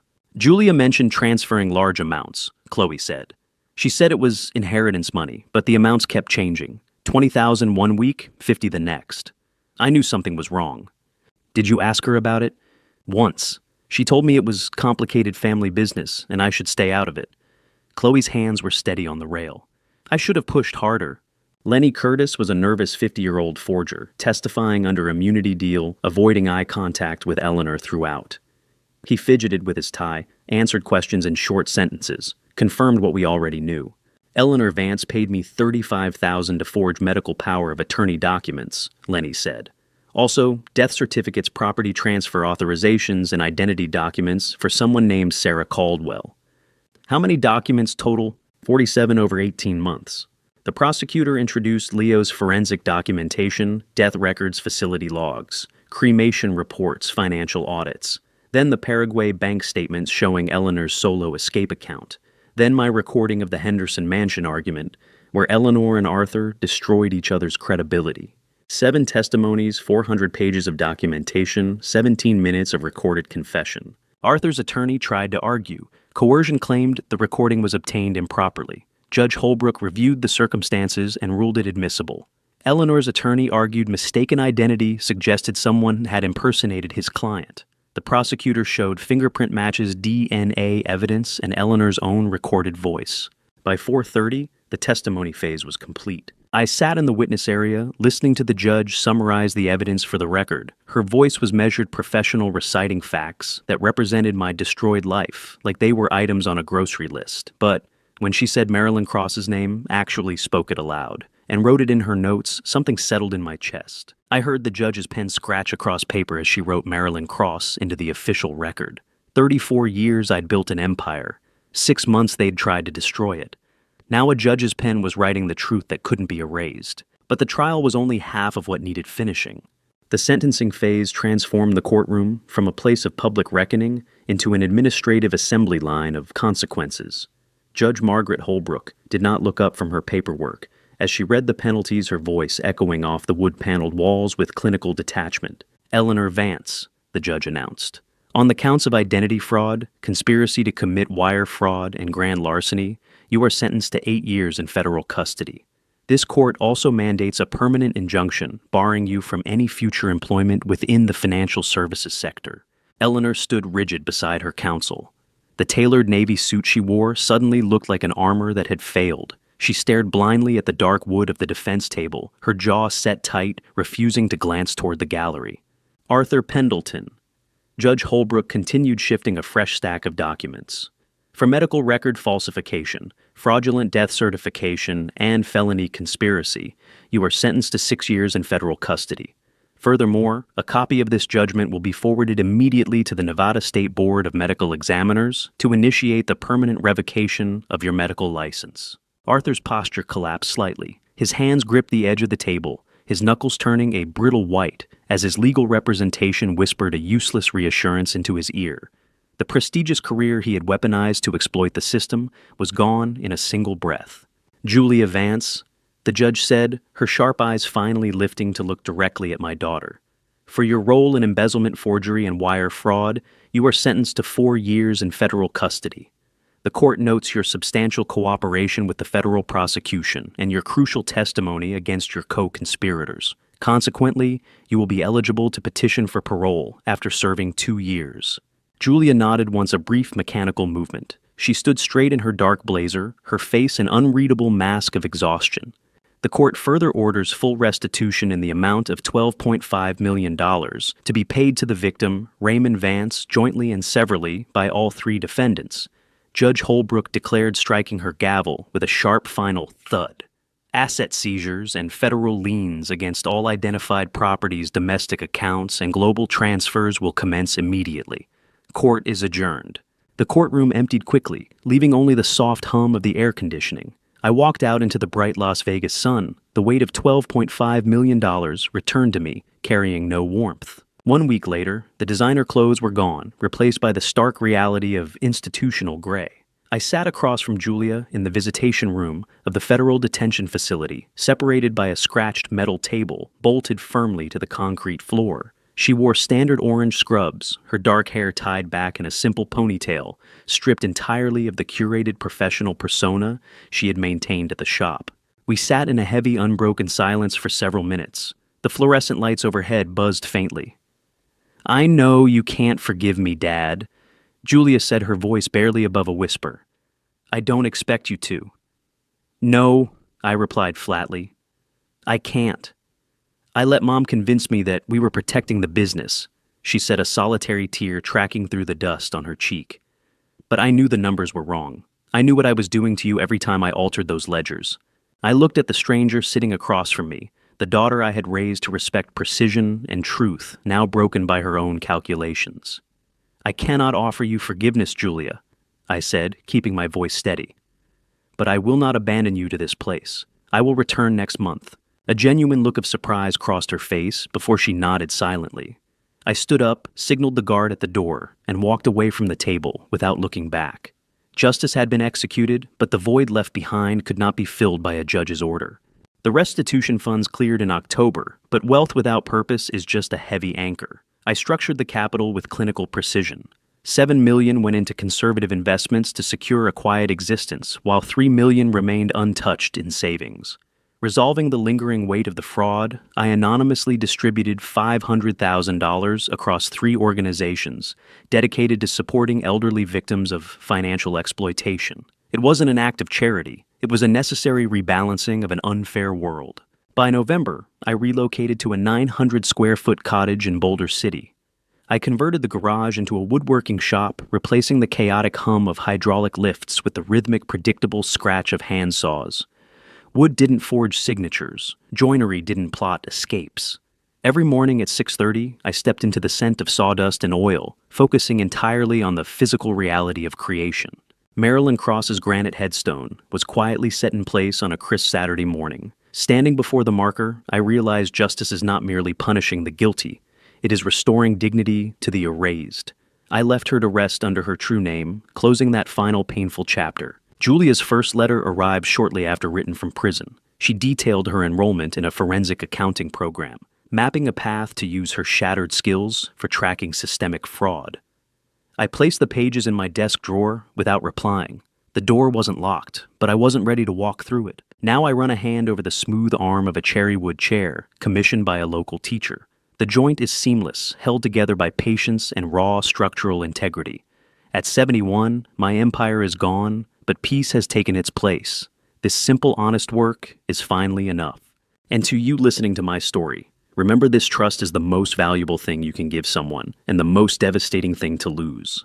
Looking back, I see the warning signs I ignored, small inconsistencies in Eleanor's stories, questions I didn't ask because I didn't want to doubt the person I loved. Don't make my mistake. When something feels wrong, trust that instinct. I spent 34 years building a life on lies because I chose comfort over truth. That choice cost me everything. This family betrayal taught me something I never expected: that you can survive losing everything and still find peace. Family story after family story I've heard since, and they all share one truth. The people closest to us can hurt us deepest, but they can't take who we choose to become after. I believe God allowed this family betrayal to show me what really mattered, not the money or business, but choosing integrity when everyone around me chose deception. That's the lesson worth keeping from this family story. If this story resonated with you, I'd be grateful if you'd leave a comment below. Have you ever faced betrayal from someone you trusted? How did you find your way through it? And if you think someone needs to hear this, please share it with them. Subscribe to Revenge Dad for more stories about choosing integrity when life tests everything you believe in. Thank you for staying until the very end. It means more than you know. One last note: parts of this story have been fictionalized for storytelling purposes. But the lesson about integrity, betrayal, and choosing who you become in the face of devastation is absolutely real.